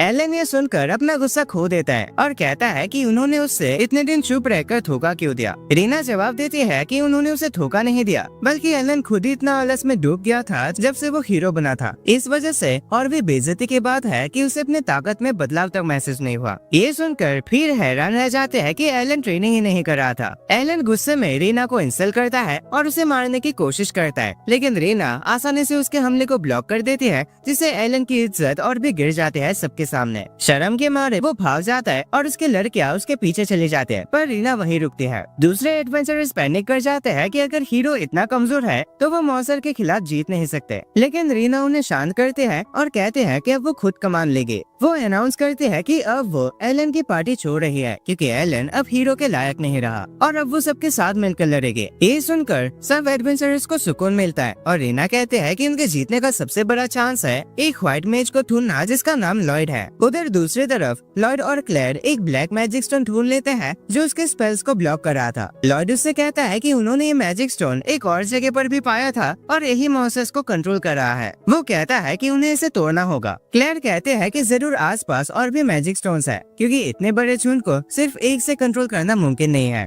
लॉयड उससे पूछता है कि क्या वो मैजिक स्टोन्स को डिटेक्ट कर सकते हैं, तो क्लेयर जवाब देते हैं कि वो सिर्फ तब कर सकते हैं जब वो उसके बिल्कुल करीब हो। ये सुनकर लॉयड कहता है कि यही काफी है और वो अपना सर्च मैजिक और सेंस मैजिक स्पेल का कॉम्बो यूज करके जल्दी से दूसरे मैजिक स्टोन्स का लोकेशन निकाल लेता है। क्लेयर समझ भी नहीं पाती कि उसने ये कैसे किया। तभी लॉयड तुरंत इनविजिबिलिटी स्पेल उन दोनों पर डाल देता है ताकि वो बिना मॉन्स्टर के नजर में आए मैजिक स्टोन के करीब जा सके। क्लेयर अब लॉयड की एबिलिटीज पर शक करने लगते हैं कि भाई ये बंदा है कौन, ये इंसान है भी या नहीं, लेकिन फिर भी उसके साथ चलते हैं और अपने पावर से मैजिक स्टोन को न्यूट्रलाइज कर देते हैं। जैसे ही वो ऐसा करते हैं मॉन्स्टर उसके कंट्रोल से आजाद हो जाते हैं और उस जगह को छोड़ देते हैं। दूसरी तरफ एडवेंचरर्स और नाइट्स शहर के बॉर्डर पर मॉन्स्टर्स का सामना करने के लिए रेडी होते हैं, लेकिन नाइट्स का कैप्टन उनके प्लान को लेकर परेशान है। एडवेंचरर्स और गिल्ड मास्टर दूसरी तरफ रीना की बातों पर विश्वास कर लेता है और अपना भरोसा लॉयड पर रखता है। इससे पहले जब रीना ने एडवेंचरर्स को बताया था कि लॉयड उनकी पार्टी का सीक्रेट हीरो था, वो भी एक व्हाइट मैच होते हुए, तो एडवेंचरर्स ने इस बात पर विश्वास नहीं किया था। लेकिन गिल मास्टर ने किया था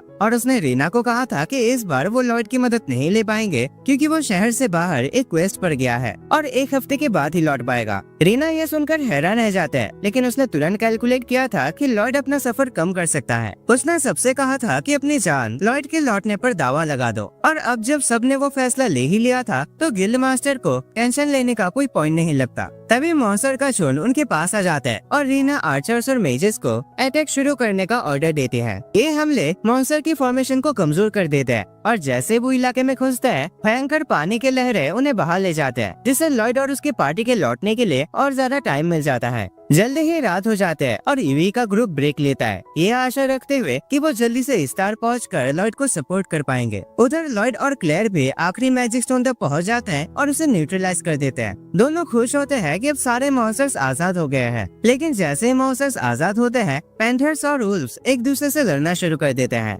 लड़ते लड़ते वो मैजिक स्टोन को गिरा देते हैं जो क्लेयर को लगता है और उसकी इनविजिबिलिटी तोड़ देता है। मॉन्स्टर्स तुरंत अपना ध्यान क्लेयर की तरफ कर लेते हैं और वो घबरा जाते हैं, लेकिन लॉयड तुरंत दूसरी तरफ भागकर कुछ पटाखे छोड़ देता है ताकि उनका ध्यान भटक जाए। यहाँ रीना और बाकी लोग भी मॉन्स्टर्स को रोक रहे होते हैं, लेकिन तभी उनका आधा ग्रुप मॉन्स्टर्स के अटैक से घायल हो जाता है। सबसे बुरी बात ये होती है कि और भी मॉन्स्टर्स उनकी तरफ आ रहे होते हैं और जैसे ही सब लोग उम्मीद छोड़ने ही वाले होते हैं, एक शक्तिशाली फायर स्पेल मॉन्स्टर्स को हरा देता है। सभी खुश हो जाते हैं जब वो ईवी और उसके एस रैंक पार्टी को लड़ाई के मैदान में आते देखते हैं, क्योंकि इसका मतलब होता है कि लॉयड भी करीब है। तभी लॉयड खुद मॉन्स्टर्स की 2 टीम के साथ एक तरह का टैग गेम खेल रहा होता है जो उसे पकड़ना चाहते हैं। वो लगातार बचता है और भागता रहता है, लेकिन समझता है कि उसकी स्टेमिना की भी एक लिमिट है। क्लेयर भी देखती है कि लॉयड सिर्फ डॉज कर रहा है, अटैक नहीं कर रहा, और उसे लगता है कि ये इसलिए है क्योंकि उसने लॉयड से कहा था कि मॉन्स्टर को चोट न पहुंचाए। क्लेयर उसकी मदद करने का फैसला करते हैं जब वो धीरे धीरे परेशान हो रहे होते हैं। वो एक गाना गाना शुरू करते हैं। जैसे मॉन्स्टर्स उसका गाना सुनते हैं, वो तुरंत अपना गुस्सा छोड़ देते हैं और शांति से जंगल की तरफ लौट जाते हैं। ये देखकर लॉयड बहुत इम्प्रेस हो जाता है। वो क्लेयर से पूछता है कि उसने मॉन्स्टर्स को कंट्रोल कैसे किया, तो क्लेयर कहते हैं कि उसकी पावर मॉन्स्टर्स को कंट्रोल नहीं करते, बल्कि सिर्फ उन्हें उसके दिल की बातों को महसूस करवाते हैं। उसने उनसे बस ये कहा था कि घर लौट जाओ। लॉयड उसका शुक्रिया अदा करता है कि उसने उसकी जान बचाई और कहता है कि अब उन्हें इस तरह लौटना चाहिए जहाँ ईवी की पार्टी डिफेंस फोर्सेस को नई उम्मीद दे रही है। लेकिन उनकी मदद के बावजूद मॉन्स्टर्स बहुत जल्दी इंसानों पर हावी हो जाते हैं। रीना भी लड़ाई के दौरान घायल हो जाते हैं और थोड़ी देर बाद मॉन्स्टर्स डिफेंस फॉर्मेशन तोड़कर अंदर घुस जाते हैं। सब लोग उम्मीद छोड़ देते हैं, लेकिन तभी उन्हें क्लेयर का गाना सुनाई देता है जो लॉयड के सपोर्ट मैजिक की वजह से फुल वॉल्यूम पर बज रहा होता है। उसका मैजिक तुरंत मॉन्स्टर्स को शांत कर देता है और वो बिना किसी इंसान या और मॉन्स्टर पर अटैक किए सीधा घर लौट जाते हैं। सब लोग इससे हैरान हो जाते हैं और लॉयड क्लेयर से कहता है कि इसकी कमाल की मैजिक ने यहाँ बहुत सी जानें बचाई है। लेकिन लड़ाई अभी खत्म नहीं हुआ है, क्योंकि रॉक गोलेम्स का एक बहुत बड़ा ग्रुप शहर की तरफ बढ़ रहा है और लॉयड तय करता है कि उन्हें किसी भी कीमत पर रुकना होगा। हम देखते हैं कि मिशेल अपने मैप को देख रहा है और सोचता है कि ईस्टार शायद मॉन्स्टर्स के हमले में तबाह हो चुका है। लेकिन तभी एक आदमी अचानक सामने आता है और बताता है कि उन्हें फ्रंट लाइन से रिपोर्ट मिली है। मिशेल सोचता है कि ईस्टार फाइनली उनके कब्जे में आ गया, लेकिन वो आदमी बताता है कि मॉन्स्टर्स बिखर गए हैं। मिशेल यकीन नहीं कर पाता कि उसका प्लान सही तरीके से नहीं चल रहा। दूसरे सीन में हम लॉयड को देखते हैं जहाँ क्लेयर बताती है कि वो गोलेम से बात नहीं कर सकते। तब लॉयड अपना सर्च स्पेल यूज करके उस जगह को स्कैन करता है और समझ जाता है कि एडवेंचरर्स दीवार के बाहर इकट्ठा है। वो क्लेयर से कहता है कि भाग जाओ और अपना एन्चेंटमेंट मैजिक यूज करके उनकी स्पीड बढ़ा देता है। दोनों गोलेम्स को डॉज करके एडवेंचरर्स तक पहुंच जाते हैं। वो गड्ढे के ऊपर जम करते हैं और नए सोचकर हैरान होते हैं कि क्या उसने एन्चेंटमेंट मैजिक यूज किया। वो बाकी लोगों से मिल जाता है और दागस उसे बताता है कि मॉन्स्टर्स पीछे हट रहे हैं। लॉयड कहता है कि ये सब क्लेयर की वजह से है, लेकिन वो ये भी कहता है कि अभी गोलेम्स का सामना करना बाकी है। अचानक वो घुटनों पर गिर जाता है और सब समझ जाते हैं कि उसकी माना खत्म हो रही है, लेकिन वो कहता है कि वो ठीक हो जाएगा और सबको याद दिलाता है कि लड़ाई अभी खत्म नहीं हुई है। गिल मास्टर हैरान होता है कि लॉयड क्लेयर के साथ क्यों है, लेकिन लॉयड उसे कहता है कि क्लेयर का ध्यान रखो। तो गिल मास्टर अपने नाइट्स को ऑर्डर देता है कि उसे प्रोटेक्ट करो। गिल मास्टर एडवेंचर खुश होता है कि लॉयड वापस आ गया और उसे उनका एक लौता उम्मीद कहता है। लॉयड कंफ्यूज हो जाता है ये सुनकर। रीना समझाती है कि एलन ने इस लड़ाई में साथ नहीं दिया क्योंकि उसका और एडवेंचरर्स का झगड़ा हो गया था। लॉयड शॉक हो जाता है कि उसने सब कुछ छोड़ दिया और वो देखता है कि रीना घायल है। वो अपना मैजिक यूज करके उसका इलाज करते हैं, लेकिन रीना समझ आते हैं कि लॉयड लगभग अपनी लिमिट पे है क्योंकि उसने बहुत माना यूज किया है। वो कहते हैं कि वो लोग हीरोज की पार्टी बना पाए लॉयड के सपोर्ट मैजिक की वजह से, लेकिन उन्होंने कभी रियलाइज नहीं किया कि वो उनकी टीम के लिए कितना जरूरी था जब तक उन्होंने उसे पार्टी से निकाल नहीं दिया। और वो माफी मांगते हैं कि उस वक्त वो उसे सपोर्ट नहीं कर पाए। गोलेम्स उनकी तरफ आते हैं और नाइट्स हमला करते हैं, लेकिन जल्दी समझ आते हैं कि उनकी तलवारों का गोलेम्स पर कोई असर नहीं हो रहा। गोलेम्स उन्हें मुक्का मारकर दूर फेंक देते हैं। मेजेस और आर्चर्स अपने स्पेल से हमला करते हैं, लेकिन उनका भी कोई असर नहीं होता और यूवी रियलाइज करते हैं कि वो ये लड़ाई हार रहे हैं। तब लॉयड फैसला करता है कि वो सब पर एन्चेंटमेंट मैजिक कास्ट करेगा। वो कहता है कि एक बार में वो सिर्फ एक ग्रुप को बफ कर सकता है, लेकिन उसके दोस्त फिर भी उसकी ताकत देखकर चौंक जाते हैं क्योंकि आम जादूगर ऐसा भी नहीं कर सकते। वो सबको बफ करता है, लेकिन समझाता है कि उसका इफेक्ट ज्यादा देर तक नहीं चलेगा, इसलिए उन्हें ये लड़ाई जल्दी खत्म करनी होगी। गोलेम्स नाइट्स की तरफ बढ़ते हैं, लेकिन यूवी कहते हैं कि वो लॉयड के एन्चेंटमेंट मैजिक की वजह से जीत सकते हैं। रीना एक गोलेम का अटैक ब्लॉक करते हैं और सबको कहते हैं कि डरना मत। यूवी एक गोलेम को आधा काट देते हैं और सबको मोटिवेट करते हैं कि वो लॉयड की मैजिक की वजह से ये लड़ाई जीत सकते हैं। सब मोटिवेट होते हैं और अपना पूरा जोर लगा देते हैं। क्रॉस आर्चर्स को सिखाता है कि मेजेस के साथ कैसे काम करे ताकि वो फायर एरोस इस्तेमाल करके गोलेम्स को गिरा सके, जबकि दागा सिलिका को प्रोटेक्ट करता है जब वो अपने भयंकर स्पेल यूज करते हैं। लॉयड टावर से ये लड़ाई देखकर उम्मीद करता है कि सब जीत जाए। ईवी रियलाइज करती है कि अब सिर्फ एक ही गोलेम बचा है। एक वॉरियर उस पर हमला करता है, लेकिन उसकी तलवार टूट जाती है और गोलेम उसे गिरा देता है। ईवी समझ जाते हैं कि लॉयड का स्पेल खत्म हो गया है। नाइट्स भाग जाते हैं जब गोलेम गेट की तरफ बढ़ता है, लेकिन ईवी उसके रास्ते में खड़ी हो जाते हैं और गोलेम हमले के लिए तैयार होता है। रीना उसे धक्का देकर हटा देते हैं और दागास अपने शील्ड से उसके हमले को ब्लॉक करता है, लेकिन फिर भी वो नीचे गिर जाता है। लॉयड अपने बची हुई माना का यूज करके ईवी को बफ करता है। ईवी टैंक्स को कहते हैं कि उसे सपोर्ट करो और वो गोलेम्स की तरफ दौड़ पड़ते हैं। टैंक्स उसका अटैक ब्लॉक करते हैं और ईवी उसका कोर आधा काट देते हैं, जिससे वो गोलेम बिखर जाता है। सब देखते हैं कि लड़ाई खत्म हो गई है, इसीलिए सब अपनी जीत का जश्न मनाते हैं, लेकिन लॉयड बस खुश है कि सब फाइनली खत्म हो गया और वो थकान से गिर जाता है। पर हम देखते हैं कि विलियम दूर से उसे देख रहा है और महसूस करता है कि लॉयड अपने नए पार्टी के साथ बेहतर कर रहा है। उसी वक्त ग्रिस मिशेल के पास आता है और कहता है कि उनका प्लान फेल हो गया, लेकिन उसे समझ आता है कि मिशेल पहले ही वहाँ से जा चुका है। ये देखकर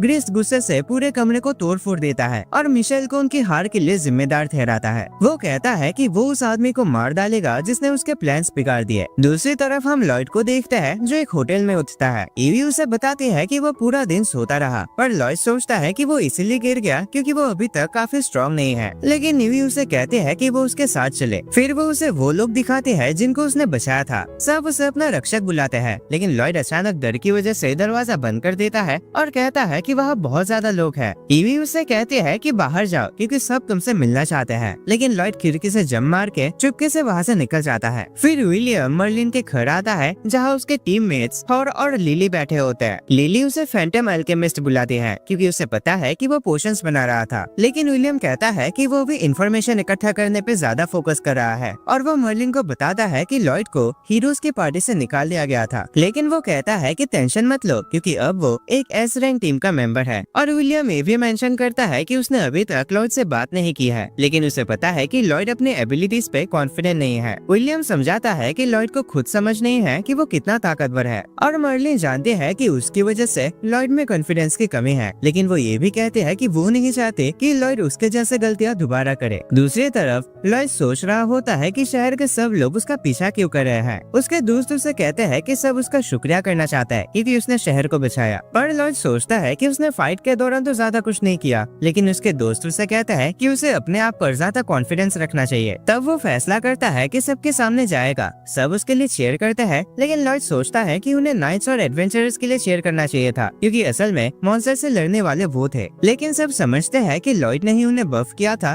और सब उसे स्टार का हीरो बुलाने लगता है। इसके बाद एलन को सब कुछ पता चलता है और उसके पार्टी मेंबर्स उसे कहते हैं कि अब वो हीरोज नहीं रहे क्योंकि उन्होंने शहर की रक्षा नहीं की। तो एलन अपने दोस्तों से कहता है कि उन्हें स्टार छोड़ना होगा और बताता है कि वो यहाँ नहीं रहना चाहता क्योंकि लोग अब लॉयड को हीरो मानते हैं। यहाँ हम विलियम को देखते हैं जो मर्लिन की पार्टी के साथ पीना शुरू करता है। वो कहता है कि उनके साथ ड्रिंक करना एक बहुत बड़ी बात है, लेकिन सब जानते हैं कि वो साइबिल को याद करने आया है। थॉर उससे पूछता है कि क्या उनके दुश्मन कोई चाल चल रहे हैं, तो विलियम कहता है कि डीमंस बीस्ट मैजिक यूज करके मॉन्स्टर्स को कंट्रोल कर रहे हैं और उनका मकसद है इस स्टार पर कब्जा करना। वो सोचते हैं कि वो लोग अभी ये सब क्यों कर रहे हैं और फिर उन्हें लगता है कि शायद डीमन किंग वापस आ गया है, लेकिन मर्लिन मानता है कि वो पहले ही मर चुका है क्योंकि साइबिल ने अपनी जान कुर्बान करके उसे हराया था। थॉर उससे कहता है कि शांत रहो क्योंकि ये सिर्फ एक संभावना है और सब फैसला करते हैं कि उन्हें जो भी करना पड़े वो करेंगे ताकि उस फ्यूचर को बचा सके जो साइबिल ने उनके लिए बनाया था। लॉयड की पार्टी को राजा बुलाता है और वहाँ उनकी मुलाकात एक नोबल से होती है जिसका नाम एबल है, जो उन्हें स्टार को बचाने वाले एडवेंचरर्स के रूप में पहचानता है। वो उन्हें अपने महल में बुलाता है जहाँ उनकी मुलाकात क्लेयर से होती है, तो सब उससे पूछते हैं कि क्या उसे भी बुलाया गया था, लेकिन एबल समझाता है कि वो उसके मेहमान है और ये भी रिवील करता है कि वो इस इलाके का लॉर्ड है। ये सुनकर सब हैरान हो जाते हैं क्योंकि उन्होंने एक्सपेक्ट नहीं किया था कि लॉर्ड इतना जवान होगा, लेकिन एबल कहता है कि वो दिखने से ज्यादा बड़ा है और बताता है कि जवान दिखने के लिए वो हर रोज काफी मेहनत करता है और उनसे वादा करता है कि फ्यूचर में अपना ये सीक्रेट उन्हें सिखाएगा। सब ये जानकर और भी हैरान हो जाते हैं कि क्लेयर फॉरेस्ट किंगडम की दूसरी राजकुमारी है जो एक शांत किंगडम है जहाँ ऑर्क्स भी रहते हैं, और एबल कहता है कि उसका मैजिक यूनिक है इसलिए वो डीमंस के हाथ नहीं लगनी चाहिए। वो उनसे कहता है कि उनके लिए एक मिशन है और बताता है कि किंगडम उसे वापस ले जाएगा, इसलिए वो चाहता है कि वो लोग उसे रॉयल कैपिटल तक पहुँचाए। सब महसूस करते हैं कि एक इम्पोर्टेंट मिशन है, लेकिन वो सोचता है कि ये काम तो नाइट्स का होता है क्योंकि राजकुमारी की रक्षा करना उनकी जिम्मेदारी है, पर एबल समझाता है कि वो चाहता है कि ये काम वो करे क्योंकि नाइट्स लूको का ध्यान अपनी तरफ खींच लेते हैं। वो सब कैपिटल के लिए तैयार होते हैं और क्लेयर सबसे कहते हैं कि उसके साथ कैजुअल रहो, लेकिन क्रॉस और दागस ऐसा नहीं कर पाते क्योंकि उन्हें याद है कि वो एक प्रिंसेस है। लेकिन यूही अपने ग्लव्स निकाल कर उसे हाथ मिलाती है और कहते हैं कि वो उसके साथ काम करने के लिए एक्साइटेड है, और सब वादा करते हैं कि उसे प्रोटेक्ट करने के लिए अपनी पूरी कोशिश करेंगे। 10 दिन बाद लॉयड बताता है कि आसपास एक शहर है जहाँ वो आराम कर सकते हैं, और यूही क्लेयर से कहते हैं कि वो शहर तो अपने हॉट स्प्रिंग के लिए फेमस है, लेकिन क्लेयर बताती है कि उसने कभी ये सब ट्राई नहीं किया। क्रॉस सोचता है कि यूही अपना काम सीरियसली नहीं कर रहे, लेकिन दागस मानता है कि वो बस थोड़ा एंजॉय करना चाहते हैं। लॉयड उससे पूछता है कि इसका क्या मतलब है। क्रॉस समझाता है कि ये एक जरूरी मिशन है, लेकिन क्लेयर को थकाने की जगह वो उसे रिलैक्स होने का मौका दे रही है। उसके बाद वो लोग हॉट स्प्रिंग पहुँचते हैं और लड़कियां नहाना शुरू करते हैं। यूही देखती है कि वहाँ सिर्फ वही कस्टमर्स है। वो क्लेयर से कहते हैं कि उनके साथ ज्वाइन करो, लेकिन क्लेयर समझाते हैं कि उसे दूसरों के साथ नहाने में थोड़ी शर्म आती है। सिलिका ये समझ जाते हैं कि वो नर्वस है क्योंकि ये उसका पहला एक्सपीरियंस है, तो यूही उससे कहते हैं कि डरो मत। दूसरी तरफ हम देखते हैं कि लड़के एक दूसरे की पीठ धुल रहे हैं और लॉयड सोचता है कि कहीं डीमंस उन्हें रास्ते में अटैक करके क्लेयर को वापस न हड़प ले। वो और भी जोर से खींचना शुरू कर देता है और ये सोचने लगता है कि अगर डीमंस ने क्लेयर को पकड़ने के लिए एक इलाइट फोर्स भेज दिया तो, इसलिए वो फैसला करता है कि पार्टी को हमेशा रेडी रहना चाहिए। उसके बाद लॉयड सबसे कहता है कि वो शहर में 2 दिन और रुकना चाहता है, और सिलिका सोचते हैं कि एक अच्छा आइडिया है ताकि अगले सफर से पहले सब तैयार हो सके। ईवी सबसे पूछते हैं कि उनका क्या ख्याल है, तो दागास कहता है कि उसे नया गियर खरीदना है, और सिलिका कहते हैं कि उसे वे नए स्पेल सीखने हैं, इसलिए सब फैसला करते हैं कि कुछ दिन शहर में ही बिताएंगे। हम देखते हैं कि दागास वेपन शॉप देख रहा है और ईवी से पूछते हैं कि वो क्या कर रहा है, तो वो उन्हें बताता है कि उसे एक नई शील्ड लेनी है, लेकिन उसे अपनी पुरानी शील्ड का अच्छा रिप्लेसमेंट नहीं मिल रहा, और कहता है कि उसने शहर के वेपन शॉप में ऑलरेडी देख लिया है। लेकिन क्लेयर बताती है कि उसे कुछ ही दूरी में एक टूटी फूटी दुकान मिली थी। दागास फैसला करता है कि वहाँ एक बार जाके देखेगा, पर हैरानी की बात होती है कि वहाँ कोई नहीं है, लेकिन उसे लगता है कि ये दुकान अच्छी चीजों से भरी हुई है। दुकानदार उसे देखता है और पूछता है कि क्या वो यहाँ मुसीबत खड़ी करने आया है, तो वो समझाता है कि ऐसा नहीं है, वो तो बस यहाँ हथियार देख रहा है। वो देखता है कि शील्ड एकदम लाजवाब है, मगर उसे समझ नहीं आता कि दुकान इतना फटा पुराना क्यों है, जबकि यहाँ के हथियार कितने बढ़िया है। तभी एक एडवेंचरर्स का ग्रुप आ जाता है और देखते हैं कि दागास यहाँ हथियार खरीदने आया है। वो हंसकर कहते हैं कि उसके हथियारों पर नजर अच्छी नहीं है क्योंकि ये जगह तो कचरे से भरी है। दुकानदार को यकीन नहीं होता कि वो फिर से उसे परेशान कर रहे हैं और कहता है कि इनकी वजह से वो धंधा नहीं कर पाता, लेकिन उनका लीडर कहता है कि इसलिए है क्योंकि दुकानदार अपना काम अच्छे से नहीं कर पाता। दागा सोचता है कि शायद ये उधारी लेने वाले लोग हैं, लेकिन वो कहते हैं कि ऐसा नहीं है, और तब उन्हें समझ आता है कि दागास इस शहर का नहीं है। फिर वो बताते हैं कि उनका लीडर एक ए रैंकर है जिसका नाम गैलेंड है। उन्हें लगता है कि दागास उसके सामने कुछ भी नहीं है, लेकिन दागास सोचता है कि गैलेंड अपना कीमती वक्त इस दुकान पर क्यों बर्बाद कर रहा है, तो गैलेंड समझाता है कि दुकानदार जिद्दी है। गैलेंड दुकानदार का सबसे कीमती आइटम खरीदना चाहता है, लेकिन दुकानदार उसे देने से मना कर देता है क्योंकि उसे लगता है कि गैलेंड उसके के लायक नहीं है। गैलन उसे धमकाता है कि वो उसके बत्ती से तोड़ देगा और दागस को यकीन नहीं होता कि ये लोग खुद को एडवेंचरस कहते हैं। उनमें से एक उसे लो रैंकर बोलता है और उसे मुक्का मारने की कोशिश करता है, लेकिन दागस उसका अटैक रोक देता है और उसे एकदम आराम से हरा देता है। बाकी के लोग उसे धमकाते हैं कि वो सब मिलकर उसे पीट देंगे, तो वो अपनी शील्ड निकाल लेता है और उन्हें धक्का मारकर दूर कर देता है। वो यकीन नहीं कर पाते कि वो इतना शक्तिशाली है और गालांड उससे उसके रैंक के बारे में पूछता है, तो वो रिवील करता है कि वो एस रैंक है और सब ये सुनकर हैरान हो जाते हैं। दुकानदार पागल हो जाता है कि उसने पहले क्यों नहीं बताया, तो दागस समझाता है कि उसे अपनी रैंक पर घमंड करना पसंद नहीं है क्योंकि ऐसा करना नीच लगता है। एडवेंचरर्स भाग जाते हैं और दागस सोचता है कि ये सब बेकार है, लेकिन दुकानदार कहता है कि उसके पास दागस के लिए एक रिक्वेस्ट है। यहाँ दूसरी तरफ हम देखते हैं कि लॉयड अपना सपोर्ट मैजिक इम्प्रूव करने की कोशिश कर रहा है और वो यूई से कहता है कि वो नए स्पेल सीखने के बारे में भी सोच रहा है। यूई उसे पूछती है कि क्या वो अटैक करने वाले मैजिक यानी ऑफेंसिव मैजिक ट्राई करना चाहता है। वो समझाता है कि वो उन्हें सीख सकता है, लेकिन कहता है कि उसका टैलेंट सिलिका के तुलना में कुछ भी नहीं है क्योंकि सिलिका एक अलग ही लेवल पर है। हम देखते हैं कि सिलिका एक जंगल में ट्रेनिंग कर रही है और याद करते हैं कि अगर लॉयड ना होता तो वो पिछले लड़ाई में हार जाते, तो वो सोचते हैं कि उसे और ताकतवर बनना होगा। वो अपना स्टाफ निकालते हैं और सुपीरियर फायर मैजिक यूज करने की कोशिश करते हैं, लेकिन अपने माना पर कंट्रोल खो देते हैं। वो कहते हैं कि वो कई दिनों से ट्रेनिंग कर रही है, फिर भी उसे स्पेल यूज करने में मुश्किल हो रहा है, लेकिन वो हार मानने से इनकार करते हैं और फैसला करते हैं कि वो कोशिश करती रहेगी। यूई कहते हैं कि सिलिका एक जीनियस है और उसे बचपन से ही अपनी टैलेंट्स के लिए तारीफ मिला है, तो क्लेयर सोचने लगते हैं कि सिलिका हमेशा से अद्भुत रही होगी, लेकिन यूई कहते हैं कि उसकी टैलेंट ही उसे शानदार नहीं बनाते और वो एक मोमेंट को याद करते हैं जब उसने सिलिका को ट्रेनिंग करते देखा था। वो कहते हैं कि सिलिका चाहे कितनी बार फेल हो जाए लेकिन वो कभी हार नहीं मानती। सिलिका बार बार गलती करते हैं लेकिन फिर वे ट्रेनिंग छोड़ती नहीं और आखिरकार वो एक आग का बड़ा सा खंभा बना लेते हैं। वो खुश हो जाते हैं, लेकिन अचानक उसका बैलेंस हिल जाता है और उसका स्पेल टूट जाता है जो एक बड़ा सा धमाका क्रिएट करता है। वो महसूस करते हैं कि उससे गलती हुई क्योंकि वो थोड़ी पागल है और सोचते हैं कि अब ट्रेनिंग यही खत्म कर दे, लेकिन उसे कुछ आवाज सुनाई देती है और वो सोचते हैं कि शायद कोई मॉन्स्टर हो, मगर वो देखते हैं कि वो बस दागस है और वो उसे वहाँ देखकर हैरान हो जाते हैं। फिर कहानी फ्लैशबैक में चली जाती है जब दुकानदार ने दागस को एक लेजेंडरी शील्ड एजिस दिखाई थी। वो बताता है कि ये दुनिया के सबसे मजबूत चीजों से बनाई गई है। वो कहता है कि ये हर तरह के अटैक्स को बिना टूटे झेल सकती है और तब दागस को समझ आता है कि ये शील्ड लेजेंडरी क्यों है, लेकिन दुकानदार कहता है कि ज्यादातर एडवेंचरर्स इसे यूज नहीं कर पाते क्योंकि ये बहुत भारी है। दागस सोचता है कि शायद इसी वजह से उसने गालान की ग्रुप को ये नहीं बेची, लेकिन दुकानदार कहता है कि उनके साथ और भी बड़े झमेले थे और उसे ये नहीं पता कि उन्हें शील्ड के बारे में कैसे पता चला। दुकानदार सोचता है कि शायद दागस को शील्ड दे दे, लेकिन एक शर्त के साथ। वो दागस को कहता है कि जंगल में जो धमाके हो रहे हैं उसके बारे में पता लगाए। वो समझाता है कि उनकी वजह से सब घबराए हुए हैं क्योंकि लोग सोच रहे हैं कि शायद मॉन्स्टर्स या डीमंस इसके पीछे है, और दुकानदार वादा करता है कि इस मिशन को कंप्लीट करने के बाद वो दागस को शील्ड दे देगा। यहाँ सिलिका को यकीन नहीं होता कि सबने उसे मॉन्स्टर समझा, लेकिन दागस कहता है कि इसमें उनकी भी कोई गलती नहीं है। फिर सिलिका महसूस करते हैं कि उसके स्पेल की वजह से स्प्रिंग गायब हो गई। दागस दुकानदार को सारी बातें समझाता है और सिलिका अपने कर्मों के लिए सॉरी बोलती है। वो बताती है कि उसने अपने मैजिक का यूज करके स्प्रिंग को रिपेयर कर दिया है जो उसने तोड़ दी थी। दुकानदार कहता है कि कोई बात नहीं, क्योंकि किसी को चोट नहीं लगे, और वो दागस को शील्ड देने का फैसला करता है। बताता है कि वो हमेशा से उसे शील्ड देना चाहता था उसकी ताकत और काबिलियत की वजह से। शाम को दागस अपने दोस्तों को अपना नया शील्ड दिखाता है और सिलिका बताती है कि उसने एक नया स्पेल सीखा है, तो यूई एक्साइटेड हो जाते हैं उसे देखने के लिए। लॉयड कहता है कि उसे भी मेहनत करनी है, लेकिन यूई कहते हैं कि उसे जल्दबाजी नहीं करनी चाहिए और वो सबको रेस्टोरेंट में खाने के लिए इनवाइट करते हैं। उसके बाद क्रॉस शहर में घूमता है और सोचता है कि वो ताकतवर कैसे बन सकता है क्योंकि उसके सारे दोस्त प्रोग्रेस कर रहे हैं। वो सोचता है कि एक नया हथियार लेगा और कहीं ट्रेनिंग करेगा, लेकिन पता चलता है कि ये तो वो पहले ही कर चुका है, इसीलिए उसे समझ नहीं आता कि वो कैसे इम्प्रूव कर सकता है। तभी एक लड़का जिसका नाम लिन है उसे टकरा जाता है और उसे एहसास होता है कि क्रॉस पे एक एडवेंचरर है, तो वो उसे पार्टी बनाने की भीख मांगता है। दोनों शहर के एडवेंचरर गिल जाते हैं जहाँ लिन क्रॉस का शुक्रिया करता है उसकी रिक्वेस्ट मानने के लिए, लेकिन हमें पता चलता है कि क्रॉस उसे मना नहीं कर पाया क्योंकि उसे उस पर तरस आ गया था। उसे एहसास होता है कि लिन भी एक आर्चर है और सोचता है कि उसका पार्टी क्यों नहीं है क्योंकि आर्चर्स अकेले लड़ने के लिए सही नहीं होते। क्रॉस कुछ एडवेंचरर्स को बात करते सुनता है जो लिन को घटिया ई रैंकर कहते हैं और वो सोचता है कि क्रॉस ने उसके साथ पार्टनरशिप क्यों कर ली क्योंकि वो एक बोझ है। लिन मानता है कि वो ई रैंक पे अटक गया है और स्किल्ड आर्चर नहीं है, लेकिन क्रॉस उसे तसल्ली देता है और झूठ बोलता है कि वो भी लो रैंक पे अटका हुआ है। तभी यूई एक मिठाई की दुकान ढूंढने जा रहे होते हैं और उसे लगता है कि वो मोटी हो रही है, लेकिन फिर सोचते हैं कि वो ठीक है क्योंकि वो मेहनत भी तो कर रही है। उस वक्त वो देखते हैं कि एक नोबेल एक लड़के को डांट रही होते हैं क्योंकि उसके कपड़े पे कीचड़ लग गया था। नोबेल अपने गार्ड को उस लड़के को मारने का ऑर्डर देते हैं। लोग सोचते हैं उसे रोकने के बारे में, पर डरे हुए होते हैं क्योंकि वो एक बड़ी फैमिली से बिलोंग करते हैं। गार्ड उस लड़के पर हमला करने के लिए तैयार होता है, लेकिन ल्यूई उसे रोक देते हैं। नोबेल ल्यूई को बेवकूफ कहते हैं और पूछते हैं कि क्या उसे पता है कि वो कौन है, लेकिन ल्यूई बताते हैं कि उसे नहीं पता और वो नोबेल का मजाक उड़ाते हैं कि वो एक बच्चे से लड़ रही है। तब नोबेल अपने गार्ड्स को ल्यूई पर हमला करने का ऑर्डर देते हैं, पर ल्यूई अपने तलवार से अपना बचाव करते हैं। फिर हम क्रॉस और लिन को देखते हैं जो एक रेड स्लाइम के घोंसले को देख रहे होते हैं और हमें पता चलता है कि उनका मिशन उन्हें मारना है। क्रॉस सोचता है कि ये क्वेस्ट लिन के लिए इजी होना चाहिए। वो अपना हथियार निकालने के लिए स्टोरेज मैजिक यूज करता है, लेकिन लिन हैरान होता है कि उसने ये कैसे कर लिया। क्रॉस को लगता है कि उसने गलती कर दी, पर वो समझाता है कि उसके दोस्त ने उसे सिखाया था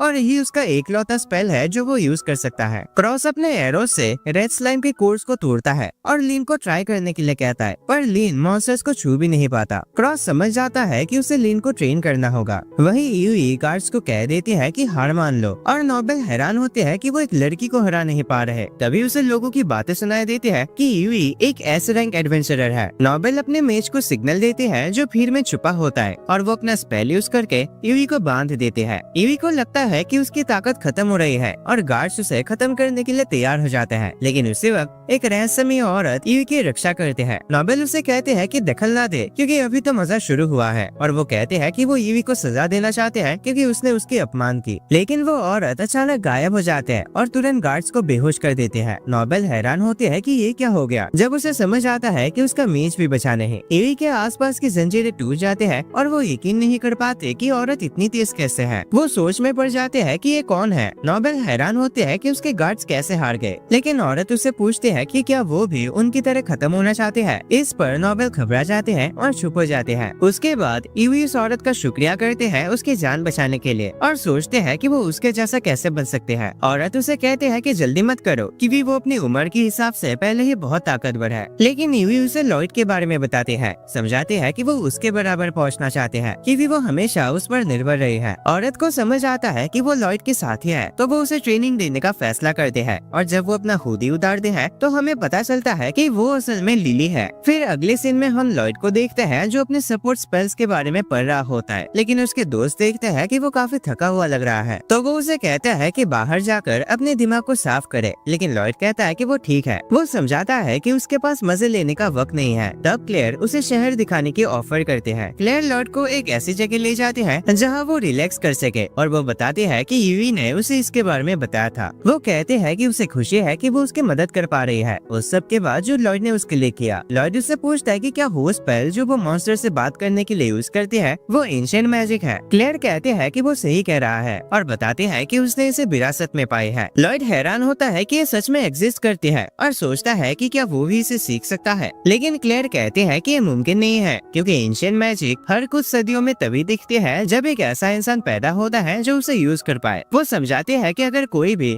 जिनके पास एंशिएंट मैजिक यूज करने की काबिलियत जन्म से ना हो उसे यूज करने की कोशिश करते हैं तो उन्हें डिवाइन पनिशमेंट मिलता है। वो लॉयड को कहते हैं कि इन सब चीजों को छेड़ना नहीं क्योंकि ये प्रकृति का नियम माना जाता है। लॉयड वादा करता है कि वो आगे से इस पर कोई रिसर्च नहीं करेगा। दूसरी तरफ क्रॉस लिन को सिखाता है कि वो कैसे यूज करने हैं और उसकी एक्यूरेसी इंप्रूव करने की टिप्स देता है। लिन एक स्लाइम को हिट कर लेता है। क्रॉस उसे कहता है कोर पर एम करने के लिए और लिन अपने अगले तीर से उसे तोड़ देता है। लिन खुशी मनाता है जबकि क्रॉस सोचता है कि वो बहुत जल्दी सीखता है। दोनों मिलकर स्लाइम्स को हरा देते हैं और क्रॉस सोचने लगता है कि उन्हें इतना ज्यादा वक्त इसलिए लगा क्योंकि आर्चर्स रैपिड फायर मतलब एक के बाद एक जल्दी एरोस नहीं चला सकते। वो स्लाइम्स के छोड़े हुए मटेरियल्स कलेक्ट करने वाले होते हैं। तभी एक बड़ा सा स्पाइडर सामने आ जाता है और उन्हें समझ आता है कि ये एक हाई रैंक मॉन्स्टर है। लिन भागने का सोचता है लेकिन वो जानता है कि उन्हें क्वेस्ट कंप्लीट करने के लिए स्लाइम के मटेरियल चाहिए। क्रॉस उसे शूट करने की कोशिश करता है लेकिन फिर उसे याद आता है कि उसके कवच को तोड़ने के लिए कई बार हमला करना पड़ेगा। लिन उसे रैपिड फायर यूज करने को कहता है और उसे एक आइडिया बताता है। वो उसे कहता है कि अपनी स्टोरेज मैजिक से जल्दी रीलोड करे। क्रॉस उसे ट्राई करता है और बार बार स्पाइडर की आग पर हमला करता है और वो उसके कवच को तोड़ने में सफल हो जाता है। वो लोग एडवेंचरस गिल्ड वापस आते हैं जहाँ वो रिसेप्शनिस्ट को दिखाते हैं कि उन्होंने कौन से मॉन्स्टर्स को हराया और सब हैरान होते हैं कि उन्होंने स्पाइडर को हरा दिया। क्रॉस लिन को सारा क्रेडिट लेने देता है ताकि सब उसकी इज्जत करे, लेकिन लिन उससे पूछता पूछता है कि क्या ये ठीक है, तो क्रॉस समझाता है कि उसे कोई फर्क नहीं पड़ता क्योंकि लिन ने उसकी मदद की थी एक नई टेक्निक सोचने में। लिन क्रॉस का शुक्रिया करता है और उसे पूछता है कि वो इतना स्किल्ड कैसे है। तब क्रॉस रिवील करता है कि वो असल में एस रैंक है। लिन यकीन नहीं कर पाता और उसे परेशानी देने के लिए माफी मांगता है। यहाँ दूसरी तरफ हम ईवी को एक जंगल में देखते हैं जहाँ वो लिली से उसका नाम पूछते हैं, लेकिन लिली कहते हैं कि उसे लिलिथ बुलाओ। ईवी जानती है कि एक झूठा नाम है और उसे लगता है कि लिली थोड़ी गड़बड़ लग रही है, लेकिन फिर भी उसे लगता है कि वो उसमें भरोसा कर सकते हैं। लिली स्टोरेज मैजिक से अपना हथियार निकालते हैं और ईवी को कहते हैं कि बिना हिले एक पेड़ काट कर दिखाओ, लेकिन ईवी सोचती है कि इम्पॉसिबल है। तब लिली अपने सोर्ड स्किल का इस्तेमाल करके दूर से ही एक पेड़ को काट देती है। ईवी हैरान होती है कि उसने ये कैसे किया। लिली बताती है कि उसने अपना माना यूज किया और ईवी को कहते हैं कि जब एक बार इसकी आदत हो जाए तो ये आसान है। ईवी स्किल को ट्राई करती है लेकिन बार बार फेल हो जाते हैं। लिली सोचते हैं कि उसे कहाँ मुश्किल हो रही है, जबकि ये तो एक सिंपल टेक्निक है। वो ईवी से पूछते हैं कि वो स्ट्रॉन्ग क्यों बनना चाहते हैं। तब ईवी बताती है कि उसने अपने एस रैंक एडवेंचरर होने को अपने सर पर चढ़ा लिया था और सोचा था कि वो सबसे स्ट्रॉन्ग है, लेकिन जब उसने लॉयड से मिला तो उसे समझ आया कि वो एक अलग ही लेवल पर है और इसीलिए वो उसके बराबर पहुंचना चाहते हैं। अचानक एक जानवर लिली पर हमला करता है और ईवी महसूस करते हैं कि वो उसे बचाने के लिए समय पर नहीं पहुंच पाएगी, तो वो स्वॉर्ड स्किल का यूज करके मॉन्स्टर को आधा काट देते हैं। लिली इम्प्रेस होते हैं कि ईवी ये कर पाए और ईवी समझाते हैं कि उसका बॉडी अपने आप काम कर गया, लेकिन फिर उसे लगता है कि लिली वैसे भी खतरे में नहीं थी। तभी उसका बॉडी भारी लगने लगता है और वो सो जाते हैं। लिली सोचते हैं कि लॉयड ने वाकई में अच्छे साथी ढूंढे हैं। शाम को सब सोचते हैं कि ईवी अभी तक घर क्यों नहीं आई और वो उसे अपने होटल रूम के बाहर सोती हुई पाते हैं क्योंकि लिली उसे वही छोड़कर गए थे। अगले दिन सब अपना सफर शुरू करने के लिए तैयार होता है और लॉयड सोचता है कि सिर्फ वही एक है जो प्रोग्रेस नहीं कर पाया, लेकिन सब जानते हैं कि उसने अपने मैजिक इम्प्रूव की है। लिली मर्लिन को बताती है कि उसने ईवी को ट्रेन किया और उसे होटल में छोड़ दिया, लेकिन वो सोचते हैं कि सही नहीं है क्योंकि वो भी तो लॉयड को देखना चाहते हैं और उसकी पार्टी से मिलना चाहते हैं। दूसरी तरफ ग्रीस्ट अपने मास्टर को रिपोर्ट देता है और बताता है कि वो ईस्टर पर हमला करने में फेल हो गया और उसे क्लेयर नहीं मिल रही। उसका मास्टर उसे याद दिलाता है कि वो 4 महान जनरल में से एक है और उसे मिशन कंप्लीट ना करने पर डांटता है। गाली देता है कि अगर वो सफल नहीं हुआ तो उसे जनरल पद से हटा दिया जाएगा। उसके बाद ग्रीस सोचता है कि वो क्लेयर को ढूंढे कैसे जब उसके पास कोई क्लू ही नहीं है। तब मिशेल उसके सामने आता है और याद दिलाता है कि उसने अब तक अपने काम के पैसे नहीं दिए। मिशेल बताता है कि क्लेयर कैपिटल जा रही है, लेकिन उसे एस रैंक एडवेंचरर्स गार्ड कर रहे हैं और वो उसे पकड़ने में मदद करने की ऑफर देता है। फिर हम ईवी की पार्टी को देखते हैं जो कैपिटल की तरफ जा रहे होते हैं और वो कुछ आने की आवाज सुनते हैं, लेकिन फिर देखते हैं कि वो तो बस एक खरगोश है। लॉयड अपना सर्च स्पेल यूज करके आसपास देखने लगता है और बताता है कि पूरे जगह में कोई डीमन नहीं है, इसीलिए सब फैसला करते हैं कि थोड़ा ब्रेक लेते हैं। उसे महसूस होता है कि उसके दोस्त ताकतवर हो रहे हैं क्योंकि वो कॉन्फिडेंट लग रहे हैं और वो चिंता करता है कि कहीं वो उनके लिए बोझ ना बन जाए क्योंकि उसकी प्रोग्रेस रुक गई है। लेकिन ईवी उसे कहती है कि अपने एबिलिटीज पर ज्यादा कॉन्फिडेंट रहो। बाकी सब भी बताते हैं कि उन्होंने कड़ी मेहनत किया ताकतवर होने के लिए, सिर्फ इसीलिए कि वो उसके बराबर पहुंचना चाहते हैं। ईवी समझाते हैं कि अगर उसके पास सेल्फ कॉन्फिडेंस नहीं होगा तो वो कभी इम्प्रूव नहीं कर पाएगा और सब उसकी बात से सहमत होते हैं। तब लॉयड वादा करता है कि अब से वो अपने एबिलिटीज पर डाउट नहीं करेगा। वहाँ हम कैपिटल में मर्लिन को देखते हैं जो महल के अंदर जाने वाले होते हैं, लेकिन गार्ड उसे रोक लेते हैं और कहते हैं कि उसे अंदर जाना अलाउड नहीं है, लेकिन वो अपना मैजिक यूज करके उनको कंट्रोल कर लेते हैं और फिर वो अंदर चले जाते हैं और रॉयल लाइब्रेरी में एक स्पेल का यूज करके एक सीक्रेट दरवाजा रिवील करते हैं। वहाँ वो उसके दोस्त लोएन से मिलते हैं जो उसे अंदर बुलाते हैं और बताते हैं कि डीमन लॉर्ड का बेटा मैगोक्रेसी के टॉप पर रूल कर रहा है। वो बताते हैं कि डीमन लॉर्ड के हारने के बाद से वो लोग चुपचाप रह रहे हैं, लेकिन मर्लिन तो ये सोच रही होते हैं कि लोएन अपना रिसर्च लैब महल में क्यों छुपा रही है और उसे लगता है कि शायद राजा उस पर बहुत विश्वास करता होगा। लोएन समझाते हैं कि ऐसा कुछ नहीं है, वो तो बस मर्लिन के मैजिक के बारे में पढ़ रही है और उसे कॉपी करने की कोशिश कर रही है, इसलिए वो यहाँ है। मर्लिन सोचते हैं कि लोएन ऐसा क्यों करेगी, तो वो बताती है कि क्योंकि मर्लिन ने एंशिएंट मैजिक इस्तेमाल करके बिना मंत्र के स्पेल कास्ट करना सीखा था और स्टोरेज मैजिक को बिना स्टाफ के इस्तेमाल करने की टेक्निक सीखी थी। लेकिन मर्लिन कहते हैं कि वो एक रिसर्चर नहीं है और वो एक किताब दिखाती है, बताते हुए कि इसका आधा हिस्सा गायब है, लेकिन वो सोचते हैं कि शायद उसमें अभी भी डीमन लॉर्ड को सील करने की पावर है। लोएन पूछते हैं कि क्या डीमन लॉर्ड वापस आएगा, तो मर्लिन एक्सप्लेन करते हैं कि वो श्योर नहीं है, लेकिन तैयार रहना हमेशा अच्छा होता है। दूसरी तरफ हम ईवी की पार्टी को देखते हैं जब वो बताते हैं कि वो लोग कैपिटल के करीब पहुंच गए हैं और लॉयड फिर से अपना सर्च स्पेल यूज करता है, लेकिन इस बार उसे महसूस होता है कि कुछ तो गड़बड़ है। अचानक एक अजीब सी धुआं उन्हें घेर लेती है और सिलिका अपना मैजिक यूज करके उसे हटाना चाहते हैं, लेकिन एहसास होता है कि वो अपना स्टाफ समन नहीं कर पा रही है। लॉयड समझाता है कि वो लोग मैजिक यूज नहीं कर सकते क्योंकि ये धुआं उनके माना में छेड़छाड़ कर रही है और उसे लगता है कि इसके पीछे डीमंस का हाथ है। लेकिन उसे ये भी चिंता है कि अगर वो जंगल में रुक गए तो मॉन्स्टर्स उन पर अटैक करेंगे, इसलिए वो सजेस्ट करते हैं कि सबको पास के शहर स्कोर जाना चाहिए। यहाँ लोएन बताती है कि उसने किताब को स्टडी की है और उसमें अभी भी साइबिल का माना है, तो मर्लिन सोचते हैं कि ये शायद उसकी आखिरी ख्वाहिश है। वो समझाते हैं कि जब लॉयड ने ग्रिमॉर्ड को छुआ था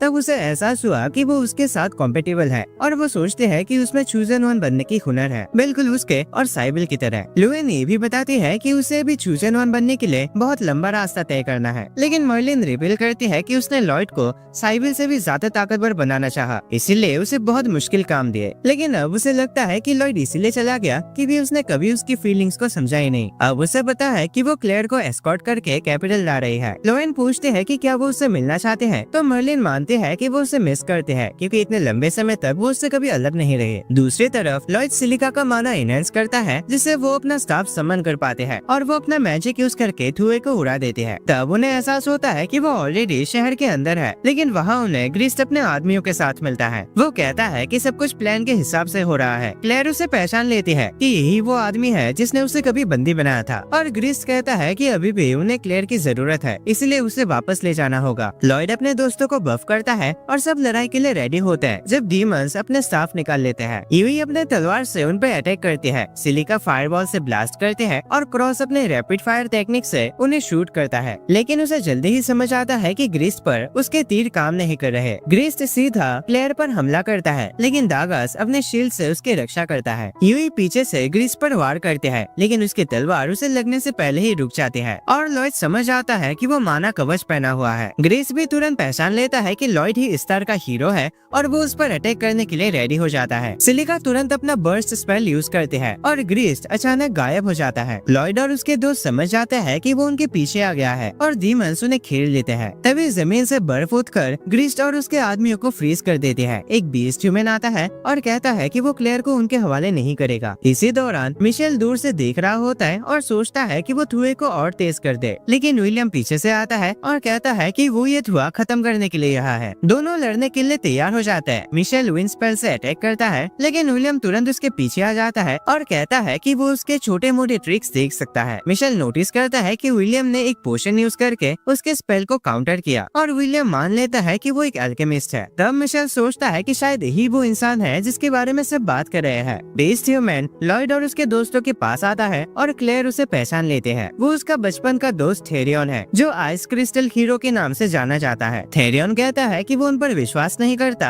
और उन्हें कमजोर बोलता है, लेकिन क्लेयर उसे कहते हैं कि अच्छे से बिहेव करे। ये भी कहती है कि आइस क्रिस्टल हीरो के बारे में कहा जाता है कि उसका एटीट्यूड खराब है। क्लेयर उसके बैग को देखकर बताती है कि उसने वो उसके लिए बचपन में बनाया था। कीवी उसका मजाक उड़ाने लगते हैं, लेकिन तभी ग्रिस्ट उसके अटैक से छूट जाता है। थेरियन फिर से उसे फ्रीज करने की कोशिश करता है, लेकिन वो काम नहीं करता। ग्रिस्ट इम्प्रेस होता है कि वो बिना किसी जादू के सिर्फ अपने शरीर से आइस मैजिक यूज कर सकता है। उसे समझ आता है कि थेरियन कोई आम बीस्ट ह्यूमन नहीं है। थेरियन उसे बताता है कि उसके शरीर के ऊपर आइस मैजिक काम नहीं करता और कहता है कि उसे अपने शक्तियां ग्रिस्ट को समझाने की जरूरत नहीं है क्योंकि अब वो वैसे भी मरने वाला है। थेरियन अपने बर्फ से उसे कुचलने की कोशिश करता है, लेकिन ग्रिस्ट बच जाता है। लड़कियां सोचते हैं कि वो भी उसकी मदद करे, लेकिन थेरियन कहता है कि उसे उनकी मदद की कोई जरूरत नहीं है। वो चिल्लाता है और ग्रिस्ट को लड़ते वक्त गाली देने लगता है, जबकि बाकी सब लोग समझ जाते हैं कि उसका एटीट्यूड सच में खराब है। ग्रिस्ट उसके अटैक्स को डॉज करता है और अपना हाथ चार्ज करता है। लॉयड समझ जाता है कि वो कॉम्प्रेस्ड माना यूज कर रहा है। वो सबको कहता है कि कहीं पे छुप जाओ, लेकिन थेरियन सुनता नहीं और सीधा ग्रिस्ट से टकरा जाता है, जिससे एक भयंकर धमाका होता है। विलियम लड़ाई देखकर कहता है कि उसने ग्रिस्ट को अंडर एस्टिमेट किया था, लेकिन वो ये भी देखता है कि मिशेल भाग गया। लॉयड धमाके से बच जाता है और खुश होता है कि उसके दोस्त ठीक है, लेकिन उसे समझ आता है कि ग्रिस्ट क्लेयर को लेकर अपनी शिप में उड़ गया है। थेरियन अपने बर्फ का यूज करके उस तक पहुंचने की कोशिश करता है, लेकिन उसका बर्फ टूट जाती है उससे पहले कि वो क्लेयर तक पहुंचे। लॉयड उससे कहता है कि पहले तो वो शांत रहे। वो कहता है कि उसके पास एक प्लान है, लेकिन थेरियन उसके साथ काम करने से मना कर देता है। तब लॉयड के दोस्त उसे समझाते हैं कि पागल जैसे काम ना करे। उसे याद दिलाते हैं कि वो अकेला शिप तक नहीं पहुंच पाया था। लॉयड कहता है कि उन्हें थेरियन की पावर की जरूरत है और थेरियन फाइनली मान जाता है, लेकिन कहता है कि वो उसके रास्ते में ना आए। इसी बीच मिशेल रिवील करती है कि शिप असल में एक रिसर्च लैब है और ग्रिस्ट हैरान होता है कि उसने इसे पहले क्यों नहीं यूज किया। मिशेल समझाता है कि ये तो बस एक प्रोटोटाइप है जो अभी हाल ही में उड़ा है। ग्रिस्ट को डर लगता है कि कहीं शिप क्रैश ना हो जाए, लेकिन मिशेल उसे तसल्ली तसल्ली देता है कि सब ठीक होगा क्योंकि उसने एक बेहतरीन पावर सोर्स बनाया है। वो ग्रिस्ट को डीमन किंग के बॉडी का एक हिस्सा दिखाता है और रिवील करता है कि उसमें अभी भी मैजिकल पावर्स है। वो कहता है कि उसने उसके लाइफ सोर्स को एनालाइज कर लिया और अब वो इसे इन्फिनिट एनर्जी बनाने के लिए इस्तेमाल कर सकता है। मिशेल बताता है कि वो कई मॉन्स्टर्स पर एक्सपेरिमेंट कर रहा है और वो उन्हें कंट्रोल करके पैसे कमाने के लिए एक्साइटेड है अगर उसका एक्सपेरिमेंट सक्सेसफुल होता है। तभी अलार्म बजता है और उन्हें पता चलता है कि थेरियन और बाकी सब उन तक पहुंच गए हैं। मिशेल हैरान होता है कि ये कैसे मुमकिन है। हमें पता चलता है कि थेरियन बर्फ के टुकड़े बना रहा है जबकि Lloyd reverse gravity magic use करके उन्हें गिरने से बचा रहा है और पार्टी शिप पर चढ़ जाते हैं। ग्रीस तुरंत उनसे निपटने के लिए आता है। वो अटैक के लिए रेडी होता है और लॉयड अपने सपोर्ट मैजिक से दोस्तों को बफ करता है। ग्रीस उन पर हमला करता है लेकिन थेरियन उसके अटैक से बचकर पलटवार करता है। ग्रीस कहता है कि वो कभी उसका शील्ड तोड़ नहीं पाएंगे। लॉयड उस पर एक स्पेल कास्ट करता है और थेरियन अपना मैजिक एक्टिवेट करता है। सिलिका उसे एसिड फॉग से घेर लेती है लेकिन इसका कोई असर नहीं होता। सब मिलकर अपनी पूरी ताकत से अटैक करते हैं लेकिन फिर भी ग्रीस का एक बाल भी बाका नहीं होता। वो कहता है कि वो सब उसके बराबर नहीं है और थेरियन पर हमला करने की कोशिश करता है लेकिन दागस उसके बीच में आ जाता है। ग्रीस फिर से हमला करने के लिए रेडी होता है लेकिन उसका हाथ अचानक जम जाता है और टूटकर बिखर जाता है। वो हैरान होता है कि ये क्या हुआ। थेरियन समझाता है कि उसने अपने आइस मैजिक से ग्रीस का हाथ फ्रीज कर दिया और लॉयड रिवील करता है कि उसने एक ऐसा स्पेल इस्तेमाल किया जिससे दर्द का पता नहीं चलता। वो कहता है कि ग्रीस का माना आर्मर सिर्फ उन अटैक्स पर काम करता है जिन्हें वो देख सकता है। उसने इस बात का पता तब लगाया जब उसने देखा कि थेरियन के अटैक्स उसके शील्ड ने ब्लॉक कर दिए थे। तब भी उसके बाल फ्रीज हो गए थे कोल्ड एनर्जी की वजह से। लॉयड बताता है कि उनके अटैक सिर्फ डिस्ट्रैक्शन थे जबकि थेरियन ने उसका हाथ जमाया और वो कहते हैं कि ग्रीस उनकी टीम वर्क के सामने कुछ भी नहीं है। ग्रीस वापस लैब में भागता है और मिशेल से कहता है कि मॉन्स्टर्स को रिलीज करे लेकिन मिशेल उससे कहता है कि वो अभी तैयार नहीं है क्योंकि उसने बस एंशिएंट मैजिक पर रिसर्च शुरू भी की है। लेकिन थेरियन और बाकी सब वहाँ आ जाते हैं और थेरियन कहता है कि क्लेयर को छोड़ दे। ग्रीस मॉन्स्टर को आजाद कर देता है लेकिन एक बड़ा सांप उसे ही पकड़ लेता है और ग्रीस मदद के लिए चीखता है। मिशेल देखता है कि मॉन्स्टर्स कंट्रोल से बाहर हो गए हैं लेकिन वो सोचता है कि अभी उनका रिएक्शन टेस्ट करने का परफेक्ट टाइम है। वो अपना डिवाइस यूज करके एक अजीब आवाज पैदा करता है जो मॉन्स्टर्स को शांत कर देती है। थेरियन तुरंत क्लेयर के पास जाता है और उसे आजाद कर देता है। ग्रीस गुस्से में आ जाता है क्योंकि क्लेयर निकल रही होती है लेकिन मिशेल कहता है कि एक्सपेरिमेंट अभी खत्म नहीं हुआ और वो मॉन्स्टर्स को लॉयड की पार्टी के खिलाफ लड़ने के लिए कंट्रोल करता है। क्लेयर अपना एंशिएंट मैजिक यूज करते हैं और एक गाना गाती है जो मॉन्स्टर्स को शांत कर देता है और मिशेल उनकी रिएक्शंस को मजेदार पाता है। वो सोचता है कि इसे रिकॉर्ड करना चाहिए लेकिन अचानक शिप हिलने लगता है। मिशेल हैरान होता है कि क्या हुआ और सब पैनिक करने लगता है। ग्रीस गलती से पावर सोर्स को छू लेता है जिसकी वजह से वो होश खो देता है और मिशेल समझ जाता है कि क्लियर के एंशिएंट मैजिक ने डीमन किंग के उस हिस्से को पागल कर दिया है। उसे डर लगता है कि कहीं ये फट ना जाए इसीलिए वो उसे पावर सोर्स से हटा देता है लेकिन शिप क्रैश होने लगता है। ईवी तैयार हो जाती है इस झटके को सहने के लिए लेकिन उसे एहसास होता है कि वो शिप के हलचल से इफेक्ट नहीं हो रहे क्योंकि लॉयड ने ग्रेविटी मैजिक यूज किया है। तभी ग्रीस अजीब तरीके से बिहेव करने लगता है और मिशेल से कहता है कि उसे लाइफ सोर्स दे दे। मिशेल सोचता है कि शायद डीमन किंग एक वेसल ढूंढ रहा है इसलिए वो टुकड़ा ग्रीस की तरफ फेंक देता है जो तुरंत डार्कनेस में निकल जाता है। वो उन मॉन्स्टर्स को एब्जॉर्ब कर लेते हैं और ग्रीस के बॉडी के साथ मर्ज हो जाते हैं जबकि मिशेल एक्साइटेड है ये देखने के लिए कि अब कैसा क्रिएचर जन्म लेगा। एक घिनौना गंदा सा दिखने वाला मॉन्स्टर सामने आता है और लॉयड समझ जाता है कि वो एक किमेरा है, एक ऐसा प्राणी जिसमें एक ही शरीर में कई जान होती है। मिशेल सोचता है कि ये कमाल लग रहा है लेकिन किमेरा उसे ही तुरंत मार डालता है और लॉयड और उसके दोस्त तैयार होते हैं उसे लड़ने के लिए। अगले सीन में हम मर्लिन को देखते हैं जो कैसल में विलियम को देखते हैं। लॉयन हैरान होते है कि वो अंदर कैसे आ गया क्योंकि वो जानते हैं कि विलियम मैजिक यूज नहीं कर सकता लेकिन वो रिवील करता है कि उसने पोशन यूज करके गार्ड्स को सुला दिया है। मर्लिन समझ जाते हैं कि उसके पास जरूर कोई अर्जेंट बात है वरना वो कैसल तोड़कर उसे ढूंढने नहीं आता। इसीलिए वो लोएन से कहते हैं कि अपना लैब उन्हें यूज करने दे। वापस शिप पर